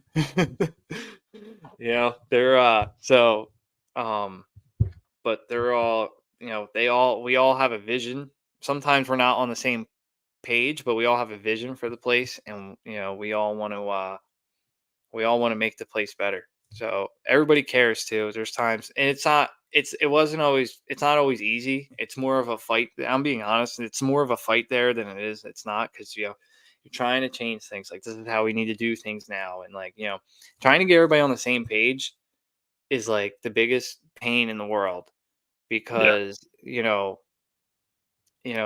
like the simple things of like wearing turnout gear on a call, like, like they had that problem when we all came there, like, or they weren't wearing air packs on fire alarms. And that was like the first thing we did was like, yo, we get a fire alarm, air packs, water cans coming off truck, irons are coming. Like, we need to do basic things here first.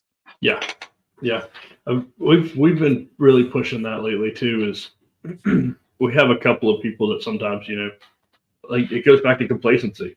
Mm-hmm. You get off the truck, you don't have your stuff on right. You're not fully turned out for, we fully turn out for fire alarms. Yeah. We fully turn out for possible structure fires. We fully turn out for smoke odor investigations. Yeah. You don't necessarily need to be on air to go check a fire alarm, but at least have your stuff with you in case there is something. Because it is a fire until it's not a fire. It's just going to take that one time. You don't bring your stuff with us, and Exactly. it's a fire. And in Linwood, there's stories like that. Yeah. So we had one as a townhome, and we got called for a smoke odor investigation, and that's what we did. We were all complacent. And, we went in, we checked it, we came back out, took our packs off, and we're wrapping up, and the townhome next door was on fire. We had no clue. Somebody saw smoke pushing out of the top story window, and we're all caught with our pants around our ankles because we didn't have packs on. We had taken our stuff half off. Why aren't you? Well, the question is, why aren't you wearing your stuff until you're back on the truck, leaving the scene? You know what I mean? It drives me nuts. It's like my biggest pet peeve. We have a nursing home in Linwood, and fire alarm. Get there, hallway smoked out. The nurses station where their break room, pot on the stove though, but it smoked out the whole place. Yeah. Get there, complacency, walked in with turnout pants on, and there's smoke in the hallway, and then now it's like a scramble. So like, trying to instill that's real hard because there's guys that are just stuck. Oh, this is how I've always done it. Like, oh crap, I forgot. Like, we're not doing that anymore. But you got to remember, it's not, like I put that bearing on myself. Like, I'm not enforcing this enough, but half of it's the other person too, because they're not putting in, they're not, you got to want to do it. You got to want to be a part of the change. So if you're telling the guy, like, put your gear on, you need to start, full PPE, like every call, and they're not doing it, like it is, your issue to deal with it. But if that person you're telling, like, just doesn't care, then like there's only so much you can do. Yeah. That's what I'm trying to say. Yep. Well, cool. Well, let's run down on some of the changes that Linwood was making at the time. Yeah. I think it's pretty good information for a lot of departments. I know our department just kind of went through this recently. Let's talk about the older younger change and how we can approach that a little bit. When you go to Linwood, it was mostly older, right? Yeah, it was mostly, well, there was nobody there, being honest, and the people that were there were older. They were just older guys. So they didn't have like firefighters. They had the career staff, but there were only like 8 of them. So, and they're not all there all the time. And some of those, they all don't live in Linwood. So yeah, we pretty much came in and we're like, like I just said, like, we need to wear, like, air packs on fire alarms, investigations, stuff like that. Air packs, tools off the truck. Don't be so complacent all the time. And training. We need to like kick up the training. Like, learn the trucks. Learn how things work and stuff like that. A huge change was in Linwood was like the guy used to drive to the scene. So the career firefighter there, he's a driver. Mm-hmm. That's all they are, is a driver. And call would go out, they get in the truck and drive it to the call, and all the firefighters would leave their house and just drive to the POV. Yeah. So the problem that creates is cars everywhere. Yeah. So we don't do that anymore. you can still can, like when I was the captain, if there was a call like within like I don't know like a 8-block radius of my house, I would just get in my truck and drive right there. That way there's a quicker, there's some form of a line officer or somebody there to assess the situation and start, getting resources if possible. So, but the option's still there if you want to go to the scene. It's not really a part of like our culture to do that. We all go to the firehouse now. So everybody keeps their gear. I have a spare set in my truck, but everybody keeps their gear at the firehouse now. So we're very strict on POVs. We don't do POVs, and everybody around us does POVs. So I mean, like, not everybody. We've got one secondary department that's really on point, and they don't really run POV a lot. But our other secondary departments, they're heavy POVs, and I mean they'll run POV to a secondary call in a heartbeat, and that's one of those things that we try to crack down on for ourselves, because it puts guys on scene with no equipment, and it clogs up roads, it adds hazards, and then a lot of times you end up with a lot of freelancing, Yeah, you got the guy coming up to the car accident, running over the debris in the middle of the street with his car. There's no room for the apparatus to get down the street. Like Summers Point's real big on POVs. Our rules kind of like if we have a fire, like an actual fire, and if you can't drive any of the trucks, or if there's no trucks in the firehouse, then you can take your POV to the scene. Yeah. So, for instance, if you have to pass it, and it seems like you should probably stop, maybe stop. Yeah. But other than that, if you have to pass it and it's not that big of a deal, go to the station. Yeah, like with me, like I live on the other side of Route 9. Like if I have to cross over Route 9 as a captain, I was just gonna go to the firehouse. Like if it's on like my side of the street, like I would just go right there. So just because I'm right down the street. Our chief lives on the other side of town. So, you got somebody there doing a size up and, asking for more resources if possible and stuff like that. Yeah. Yeah. So, but yeah, we just, to sum it all up, we were just, all of us that joined were getting things we were getting the place up to date. Updating the place. That's pretty much, like, any new tactics that y'all brought in with you? Anything like they were stuck on transitional attacks and we came in and we said no, whatever. I don't know. The mindset with all the guys there is like we go in no matter what. Yeah. So like we're gonna make a push no matter what, because like I said, like it was kind of like a choose your own adventure, because there wasn't really anybody there to like be like, no, this is how we do stuff. Because I'd ask people and be like, hey, we get this, what do we do? And they're like, I don't know.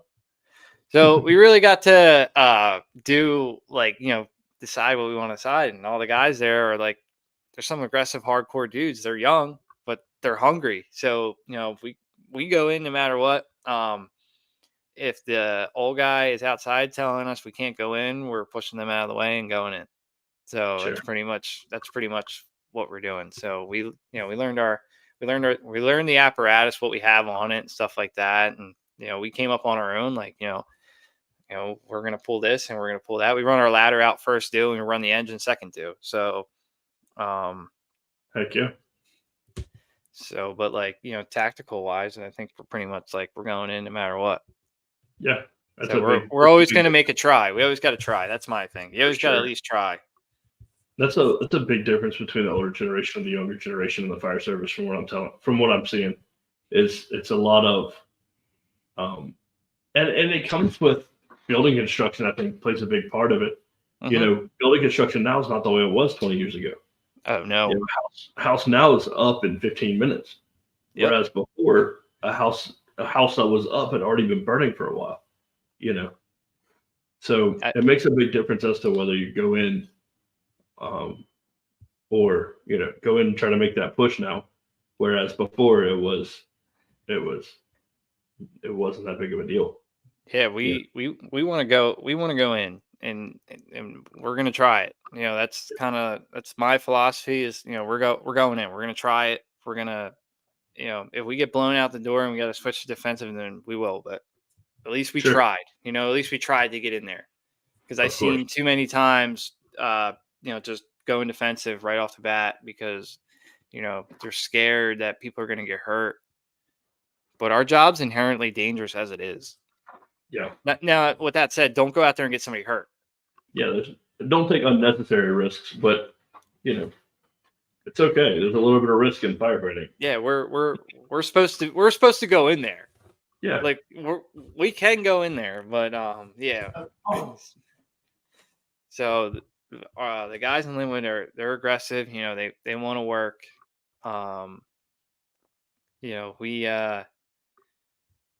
We pretty much chose like our ends. We got top of the line equipment in Linwood. Our ladder truck's a 2000 Pierce. It's a retired truck from Ocean City. We refurbed it, but we got top of the line equipment. The city gets us whatever we want, pretty much. You talking about in Linwood? Yeah. So when I was an officer, they'd be like, "What should we get on our budget?" I'm like, "I don't know. We have like, what else do we need? Like, we got wire back Scott frames, air packs. We got Hearst battery powered tools. We got auto crivets. We got, so we got, we got dry suits because Linwood sits on the marsh. So yeah, there she battery powers. There she is. So yeah, we run the ladder out first due for everything. So and like I said, it's got the all steer on it. So yeah, that's cool. It can crab walk, get you around, make tight turns. Heck yeah. We run a bumper line. We got our 2 3/4 and a 2.5. And we got like 700 feet of 5-inch off the back. Oh yeah. Yep. And then we got our jaws. We got all of our jaws, all of our airbags, all of our struts are cribbing. Everything is on the ladder. So, and then like our squad, the green machine, that has all the hydraulic stuff on there too. So what size is your ladder? It is 105 feet. It says it right on the ladder. That's why I just looked. That's 105 feet. Our Quentin Summers Point's a 75 footer. This is 105. Nice. Yeah, she's a beast. 24 years old, man. 24. I'm trying to see if I can find a picture of ladder 2. Truck 2. Two truck. 2 truck. My bad. Yeah, there she is. That's 2 truck. 2011 Pierce Puck. Been a lot of fires on her. That's what's up. Yeah, she's a dream. It's got I forget the name of the cab on it, but that's like the biggest cab you can get from Pierce. Really? Yeah, I can stand straight up in the cab. It's not the Quantum. I think it's the Velocity. I don't know. I don't like cabs very well. What's that? But I said I don't like cabs very well. Yeah. I like I said earlier, I'm like really into like compartmentations and stuff like that. So I'm looking at all different kinds of apparatus and stuff like that. So when I'm looking at like cabs, I'm like, I only know the Pierce cabs. So there's like the Arrow, the Dash, the Saber, and all that. So, and then the Velocity. I don't even think they make the Velocity anymore, but that cab's freaking huge. I'm 6 foot and I can stand straight up in that cab. Yeah. We have a new ladder and we have a flat top. So it's very much, there's no room in the back. It's a flat top and very limited space in front of you. So I was standing up in it the other day trying to get dressed, and you're hunched down, like, trying to pull your britches up. Yeah, we were talking earlier about gear, and we had just gotten our new gear, and so everybody's getting used to zipper clamp. Yeah. We're used to the Velcro, and I remember looking at somebody going, "This zipper is not fun when you're sitting in the back seat of this truck." No, it's not. I like not having the zipper. So, I'm sitting there trying to, get that little zipper in, and we're going around turns, so my hands are shaking and moving. I'm like, this is not working. You gotta zip it up at your locker. That's what I learned. Yep. Oh, I figured that out the hard way. Yeah, you gotta zip it up. You gotta zip it up at your locker. And then so like we have zipper, like my gear and Linwood has zipper on it, and it's a zipper, and then it's got the Velcro folder, like it's got like the flap that goes over the zipper. So yeah, you got to zip it up at your locker. You got to zip it up standing up. That's it. Yeah. Can't do it sitting down. So that's why I know I can stand in the cab of our ladder truck from zipping my coat up. So yeah, The old ladder. that's Skullville's ladder. They got Okay. they have an Ascendant from Pierce, which is like the single axle, like 100-foot stick. Yeah, it was 2019. There's me and my friend Christopher. Yeah, we were the RIT team. Heck yeah. Dude, we stood as a RIT team on that fire for like, I don't know, 5 hours. It was like we got there and we do proactive RIT. So we're big on throwing ladders, secondary means of egress, stuff like that. We were forcing doors in the back. This is a furniture store. So the way the furniture store was, the back where the offices were had like a fake corridor wall up. So I forced this door, and the dude, this guy busted. He's a fireman at another department. He busts the door open. He's like, "What are you guys doing?" And then we're like, "Forcing doors. We're the RIT team." He's like, "Get out of here!" And I'm like, "Okay." And we just stood there all day. But my shoulders were like killing me, absolutely killing me. So. Yeah, it's crazy. I used to I deleted them all, but I had pictures of the steel beams inside of there, and it's crazy, like how they say, like how steel can expand and all that. The cross beams and everything were like so twisted up and expanded. I was just like, this is nuts. Yeah, that fire was like ripping. There's a video of it actually on fire, like before anybody got there on YouTube somewhere. It looks like it's ripping. Yeah, it was like I think it was like 25 degrees out too. Heck yeah. So that was another one where I just got home in the morning. So that was 2019. So me and my wife weren't living together yet. So I stayed at her house, and she went to work, and I went to my apartment, and that was another one. I just walked in the door, and I hear that going on. I'm like, oh God. So I just turned around and left. Here's another one, 5. Yeah, that's us. That was like a 4-alarm fire in the city of Pleasantville. That was like my first fire as a lieutenant. I was a lieutenant for like a month. And we were like the second due ladder company in there. And I was just like, what? Like what have you got? I was a lieutenant for a month, an actual month. Yeah, it was like cold out. It was February. It was cold out. It was rainy. So this is where the ladder set up. It's like a strip mall here. There's like a barber shop there. And then behind it was like the storage facility for like a car. They do like car modifications, like lifts and like tint and stuff like that. So like where they stored like all the rims and tires was in there. And then there was like an alleyway to like the front. So all the operations were out on the street. And then all the way to the left was like the housing authority, like a high rise. So this was kind of like right smack dab. Like there was exposures and everything. We actually got up on the roof at this fire, where the ladder's over. We got up on that roof with a 2.5. Roof is iced over, so we took oil dry and just dumped it all over the place. Yeah. So we had some grip, and we were going to open the 2.5, and I braced myself on this like old rusted out like air conditioner, and I just hoped for the best, because like if that air conditioner or the bolts on that thing that held it to the roof broke, I was going for a ride. And I had 2 guys behind me, and we're all like bear hugging each other. And I just rip it open and just lob it in there. My helmet was frozen solid at this fire. It was ice cold out. It was raining out. It was terrible. Those are the like best. Half awake. Those are the best. Yeah, it was nuts. I was just like, what is going on? Awesome. Well, cool. Is there I think we've been going for about 2.5 hours. I know. Let's start looking at wrapping this one up. But anything else you want to cover before we start wrapping Yeah, up? I think I really want to touch on like when so when I was a captain, like how like my because the newest thing I learned about myself in the fire service was like my burnout that I went through last year. Yeah. So I became captain in like 2021, no 23.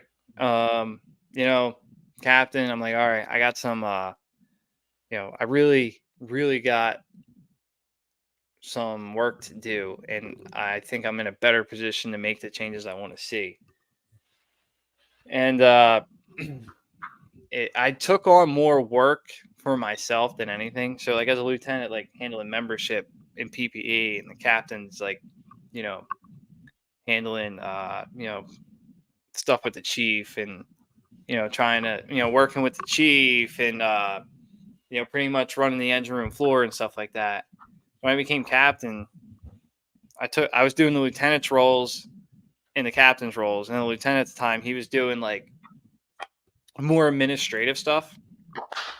So it just like, everything. I just felt like everything was a fight, and it was just like at that point, I didn't want to. I didn't want to. I didn't want to like be there because it's just every day was a fight, and I had to. I think the reason why I didn't want to be there was because I didn't. I didn't have the choice that I didn't have to be there because you're just a fireman, and it's a volunteer fire service. If you don't feel like going to the firehouse at night, you don't have to go. As a Yeah. line officer, I put so much pressure on myself where I was like, I have to be there every night. I came home from work, like, I don't have a legit reason to not be there. Like, I have to be there. Guys are dependent on me. And, I was trying to really push hard to make better changes around the firehouse and, trying to, make the place better. And I started to really get burnt out because I just had so much on my plate. I'm like, dude, like, I just I remember it was like March. It was like, I'd say around this time last year. I'm like, I just need a break. Like, I just need a break. I got so much going on there, like, putting drills together and doing the training and then handing out turnout gear and, dealing with new membership and, I was trying to, you know, and I feel like the reason why I did it was because I was trying to control everything because I knew that people that I worked for and people worked under me couldn't do it the way I wanted it done. So I was just trying to control everything. Sure. And because I had like a vision, like I said, like I had a vision for the firehouse, and so it's just it was taxing on my mental health. It's just it was always like I had to be there, or like somebody's calling me like, hey, what's the drill and all this stuff. Or I get to the firehouse and what's the drill now? I'm like, I have no idea. And then I'm running these drills, and I feel like the drills were terrible. Everybody hated the drills, and they're good drills. They, like I said, I like drilling on the basics, and that's what we did. But I just feel like everybody, like, they were just terrible. It was just my state of mind was like, this sucks. I'm the worst officer in the world. Sure. Just a negative look on it. Yeah, I'm Yeah. just, I'm So- just. So, what would you say to somebody that's going through that situation now?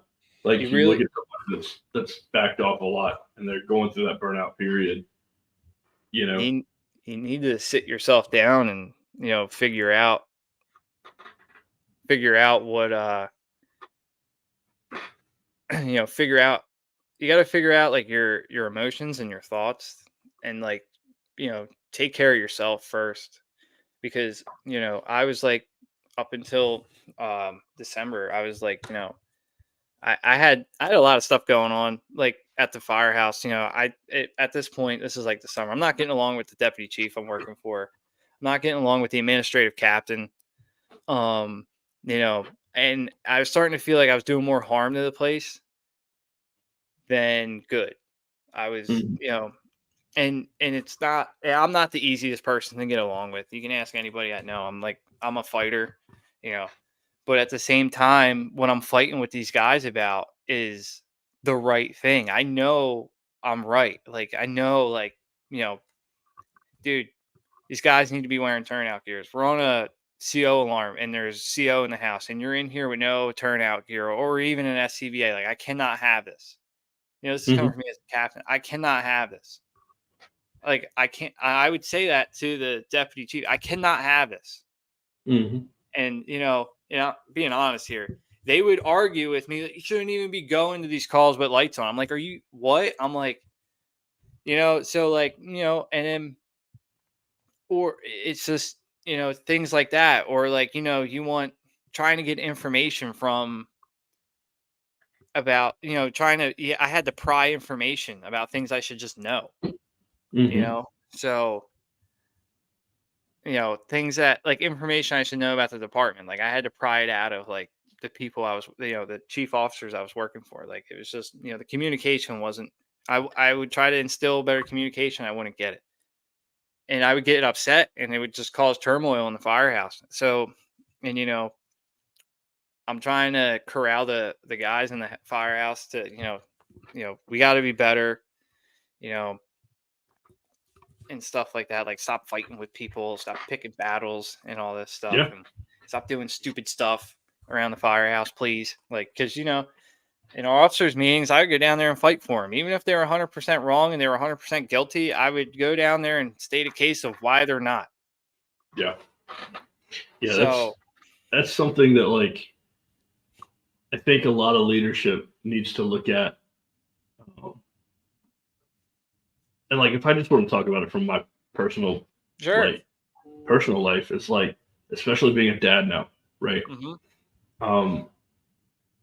I don't hold a leadership position in the firehouse, but in my house, I've got kids, and I've had to learn how to, and I'm still learning, like, every freaking day, how to choose which battles I actually want to fight. Yeah. Like, does it really matter that he's doing that? Yeah. You know what I mean? Like, if the kid's doing something that's obnoxious, does it really freaking matter? Mm-hmm. Or is it worth fighting over? Yeah. And it goes right back into the firehouse too. Is it, what's the biggest battle? Like, which parts are we actually going to fight about? Are we going to fight about not wearing turnout gear on a fire alarm? What are we going to fight about? Are we going to fight about put your gear in your locker, don't set it out in front of your locker? Is that really a big deal? Like, so I think a lot of leadership needs to look at it from that point of view of like, which battles are worth fighting and which battles are worth, making enemies over. Yeah. So, you got to pick and choose your battles. All the rules can be bent, but to what degree? And pick and choose your battles. That's what you got to do. And I was just these things, and I wasn't really using that process of elimination. Everything was a battle because like it was things that like I shouldn't have to be telling people. Like, we started like telling people to keep their gear, like wear their turnout gear, like 3 years ago, and there's still people here not wearing it. Like, and so that's where like my frustration and my anger of me yelling at somebody would come from, because I'm like, dude, you've been told like, I don't know how many times to have your gear on, you're still not wearing it. Like, so, so yeah, it's just, burn out every time I'm there. It's like a fight and trying to do this, trying to do that. And I'm getting frustrated. I'm not seeing the fruits of my labor. And, I'm like, I can't, this is now the fall, and I'm like, I can't do this anymore. Like, like my anxiety's through the roof. It's worse than it already was. And I'm like, I can't do this anymore. Like, to myself, like I'm a wreck. Like, I have anxiety over something that doesn't even have to do with the fire department. It's just the fire department's triggering my anxiety. But at the same time, I'm like, I can't walk away, because I felt like if I stood up in front of the fire department and said, I'm stepping down as captain, the snowball effect would be everybody else would just bail. And I signed up to do a job for my brothers in the firehouse. They come before me, and I'm having these panic attacks at home, and I'm like, it's for them. Like, I gotta be there for them. And, and they would get frustrated with me because they would ask, hey, we should start doing this. I'd be like, okay, I'll bring it up to the chief. And then, they would ask, for a follow up on it. I'd be like, I don't have an answer for you because I never got one. and stuff like that. And so I didn't want them mad at me either. And I felt like, they were getting upset with me, and I didn't think I was doing a good job for them.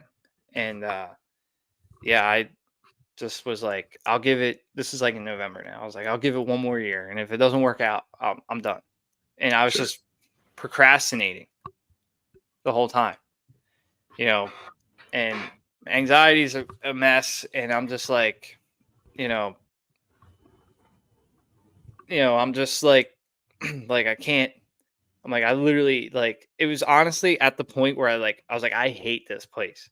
Like, and I'm the captain. I'm like, I hate this place. Like, I'd rather just go crawl into my hole back in Summers Point and not be around here anymore because I'm so fed up.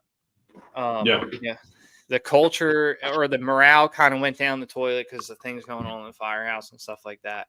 So we were doing our elections, and so the lieutenant got nominated for captain. So I walk in, and I'm looking at it was written on the whiteboard.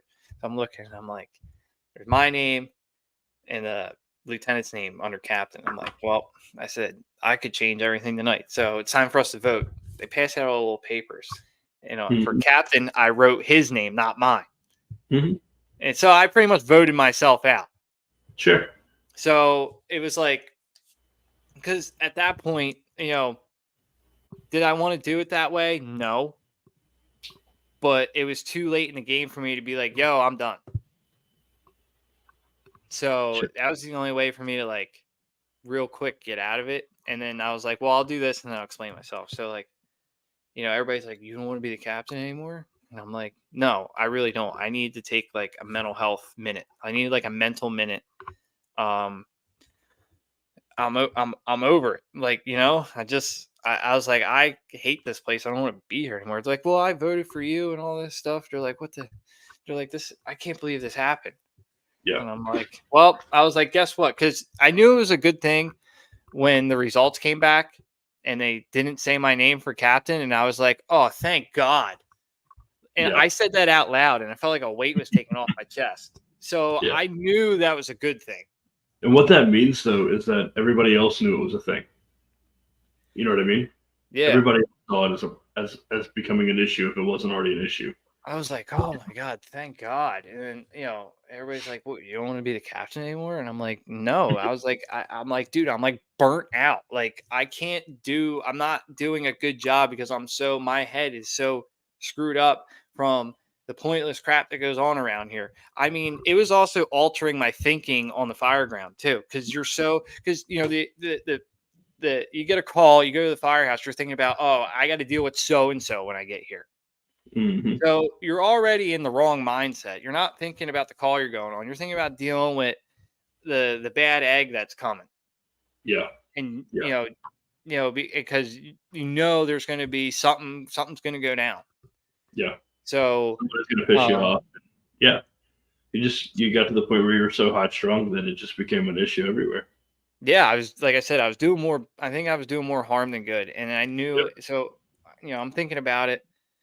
And I'm like, this is like probably December, January. I'm thinking about it, and I'm still the captain because January 1st is when it starts, and I'm like, you know what? This might actually be a good idea. Like, if I'm the senior guy, I think I'll be able to corral everybody easier than it is if I was the captain, because,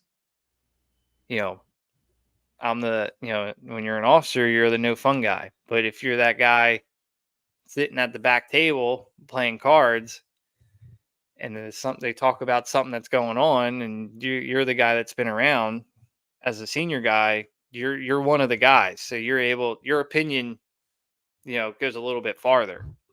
So I've noticed a lot, talking about that senior guy position is, you've got your lieutenants and everybody's eyes are on your lieutenants. You got your captains. Everybody's eyes are on the captains. When they're lacking, everybody knows it. And everybody goes, oh, crap, they're lacking. You know what I mean? Oh, yeah. It's their responsibility. They're held to that standard. And I'm not saying that not everybody should be held to a standard, but like they're held to a specific standard because they have that whatever color helmet, color shield, color whatever. They've got that position, so they're held to a different standard in everybody's eyes. But yet, I don't consider myself a senior man yet. I'm 10 years in. I enjoy riding back step. I don't have to ride. I don't want the front seat. There's younger guys in the department that I let ride the front seat over me any day. Yeah, I'd rather be in the back. I'd rather be forcing doors and taking a can and a hook in, and I'd rather be inside. But you get a different kind of atmosphere when you've kind of got that seniority. There's a different atmosphere about it, and I do think you have more of an opportunity to change things. And people say all the time that change starts from within the department. And I really feel like that's actually a thing. When I'm on the truck, if we're going to a fire alarm, I'm turning out, putting gear on. Yeah. This guy beside me, I've got one guy that was beside me one night. We're going to a fire alarm. I'm geared up. I'm ready to rock. And he's, hasn't put a pack on. It is what it is. But he never said anything. But the next time we went on the fire alarm, he was packed up and ready to rock. Yeah. And I can only think to myself that maybe it's because he saw me do it. Like maybe doing the right thing is somehow changing people's mindsets. And I feel like you can do that a whole lot better being the guy that's been on for 10 years and just doing it right, as opposed to the guy in the front seat yelling in the back seat saying, "Put your stuff on." You know what I mean? Yeah. Well, yeah, it's somebody, the guy in the front seat as an officer, and he's yelling, "Yo, you put your air pack on." It's like, it's like the perception of it is like you're being yelled at because you're not doing something. If you're Sure. the senior guy in the back seat with them, you're on their level. That's so I'm on everybody's level now. Yeah, but also it's like I don't have to tell you because I don't give a rip, right? I'm not going to yell at you. It's his job to yell at you, not mine. Yeah, that's why I like being the senior guy. Yeah, the responsibility is not on us. It's on the officer. Yeah, my infamous line, "I don't care what you do." So Yeah. I'm wearing an air pack. See ya, and I get off the truck. Yep. So, but yeah, it's that carefree line that you toe as the senior guy. I think is what is so enjoyable for me. Yeah, I think it also makes you a little more approachable too when you've got younger guys in the department, and they, like we had a training a couple weeks ago, and they were like, "What do you guys want to train on?" And we have a couple of newer guys, and so we ended up stretching lines while some guys were learning. We're training on the pump panel. We ended up stretching lines, and I'm like, "What do you guys actually need training on?" We stretched the line. We did a little door drill, and they're like, "Dude, we're lacking in door drills. We need to practice masking up." I'm like, "All right, let's do that then." You know what I mean? Like, I feel like being that guy kind of gives you the more approachable outlook, gives you the more approachable atmosphere, and as opposed to like if I was a lieutenant and I'm telling them what we're gonna do. This is what we're gonna do. Yeah, I was super high strung as an officer. I was always like, I wanted to be the guy that if I said no, I meant effing no. Yeah. Like, don't try me. Don't one up me. Don't try to get one over on me. Like, no is no. Sure. So I was very stern and aggressive. Like I always, so that was the thing. And I think people took it as me just not, they took it as like, I'm just, an ass. So, Yeah. but like I kind of wanted to have that not what I say goes, but like I have the final word, and when I give the final word, that's it. Yeah. So thinking about it from that point of view, if you were looking back on it now, or let's say you took another lieutenant's position or another captain's role, what would you do different this time than you did last time? I would really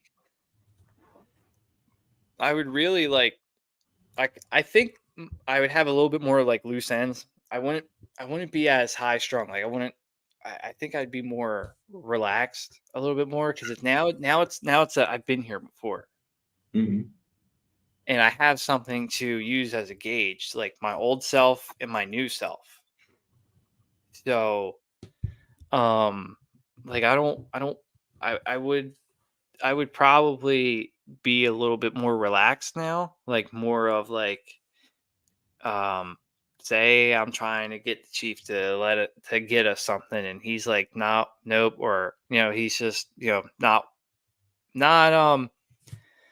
not really like it's not going my way. I would just be like, I kind of is what it is. He said no. Whereas in the past, I'd go in the officers meeting and be like, this is ridiculous. This is what this department needs. And we need to do this and do that. And you're choosing not to do it. So I think I just would let things go a lot more. And honestly, I just pick and choose my battles. Cause when I was an officer, I never picked and choose my battles. I just battled. You just fought everything. Yeah. Yeah. Cause I had a vision and it was either my vision or nobody else's vision. Like I'm going to make this the department the way I want it to be and nobody else's. Yeah. I'll No, I take get your it. idea. I'll take your idea though. Yeah. But, But if it doesn't align, I'm open to ideas, but yeah. I would get upset when people got in my way. And the other thing was I just felt like I was letting people down, So, Thank you. but I got but now it's like I'm so back in love with the job again. It's not even funny. It's my life. It's my life again. Whereas this time last year, I hated every minute of it. I went MIA and people were calling me like, where have you been? I'm like, dude, I just need a break. Mm-hmm. I need a break. Now I'm like, whereing to go, Yeah. So yeah, that's it in a nutshell, pretty much. So, Thank you. Well, good stuff, man. Awesome. Well, anything else you want to hit before we head out? I don't think so. I think we covered all the basics. Heck yeah. Like I said before, I want to have you on again for sure. And oh, absolutely. I'd love to come on. Yeah, I want to have you on, do some co-hosting or something, and yeah, for real. All of the stuff will be a continuous thing to keep bringing up. With this podcast. I didn't get this microphone for no reason. Heck yeah. with this podcast, I want to start pounding in the mentality and the culture. And I want to hit leadership really good. I've got a lot of good leaders that have reached out and want to put some insight in. So yeah, you can't learn enough about leadership. I was in class all day yesterday, and the last lecture I had for the day was about leadership, and I took probably about 5 pages of notes on it. Yeah. So I mean, it was just like stuff I needed to hear. I was like, I wish I took this class 3 years ago. For sure. So, heck yeah. Well, hopefully with this, we can all learn something. We can. Absolutely. I want to have good leaders on. I want to get some good information out of them. I was talking to somebody last night. He's out on the West Coast, and he's an amazing leader, and he's got some great articles, and he instructs at FDIC every year. Oh, that's cool. And I want to have him on and just tear through some leadership stuff, and I want to get some young guys on, some young officers, and like get some ideas flowing and get some thoughts flowing and all that stuff. Yeah, there's a young officer. His name's Jackson. I know he's watching. He should be on the show. Yep, Jackson Longnecker. Yeah, he should be on the show. He just became lieutenant. He's probably sitting there right now. Like, oh, who, me? Yeah. That's good. That's good stuff. Awesome. Well, listen, thank you for being on. Thanks for having me, man. This is awesome. I'm so glad I was a part of it. Thanks for being our guinea pig. For real. Yeah, right? Somebody's got to do it around here, man. That's right. Somebody's got to do it. Well, cool. Well, I'm going to go ahead and punch you out of here. All right, really appreciate you being on. Don't leave yet. Thanks for having me. Yeah, don't leave yet. No, I I just gotta wants to. run to the bathroom. Oh, you're good. Take your time. All right. But thanks for being here, man. Thanks for having me. Awesome. Well, it's good stuff. He had a lot of insight, a lot of experiences within the departments, and I'm looking forward to having him back on later. So cool. Oh, yeah, it's definitely interesting. I mean, he's New Jersey, and I mean, anybody that's in the service can tell he's talking pretty on spot to what happens no matter where you're from. For sure. I think mental health and burnout and PTS and all that stuff, because it's PTS now, not PTSD. You got to take the D out of everything. But I think all of these points are really good points, and there's something we're going to hit on a lot in this podcast. So for those that are watching, thank you for watching, and I'm looking forward to seeing where this goes. Don't forget to check out Salty Axis Apparel, Jump Bag, and Jump Medic. And I'll have those links in my description. And you can also find them on my link tree.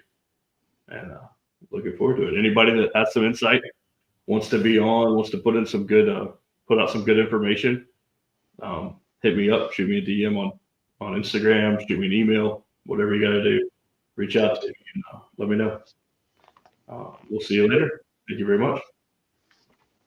See you.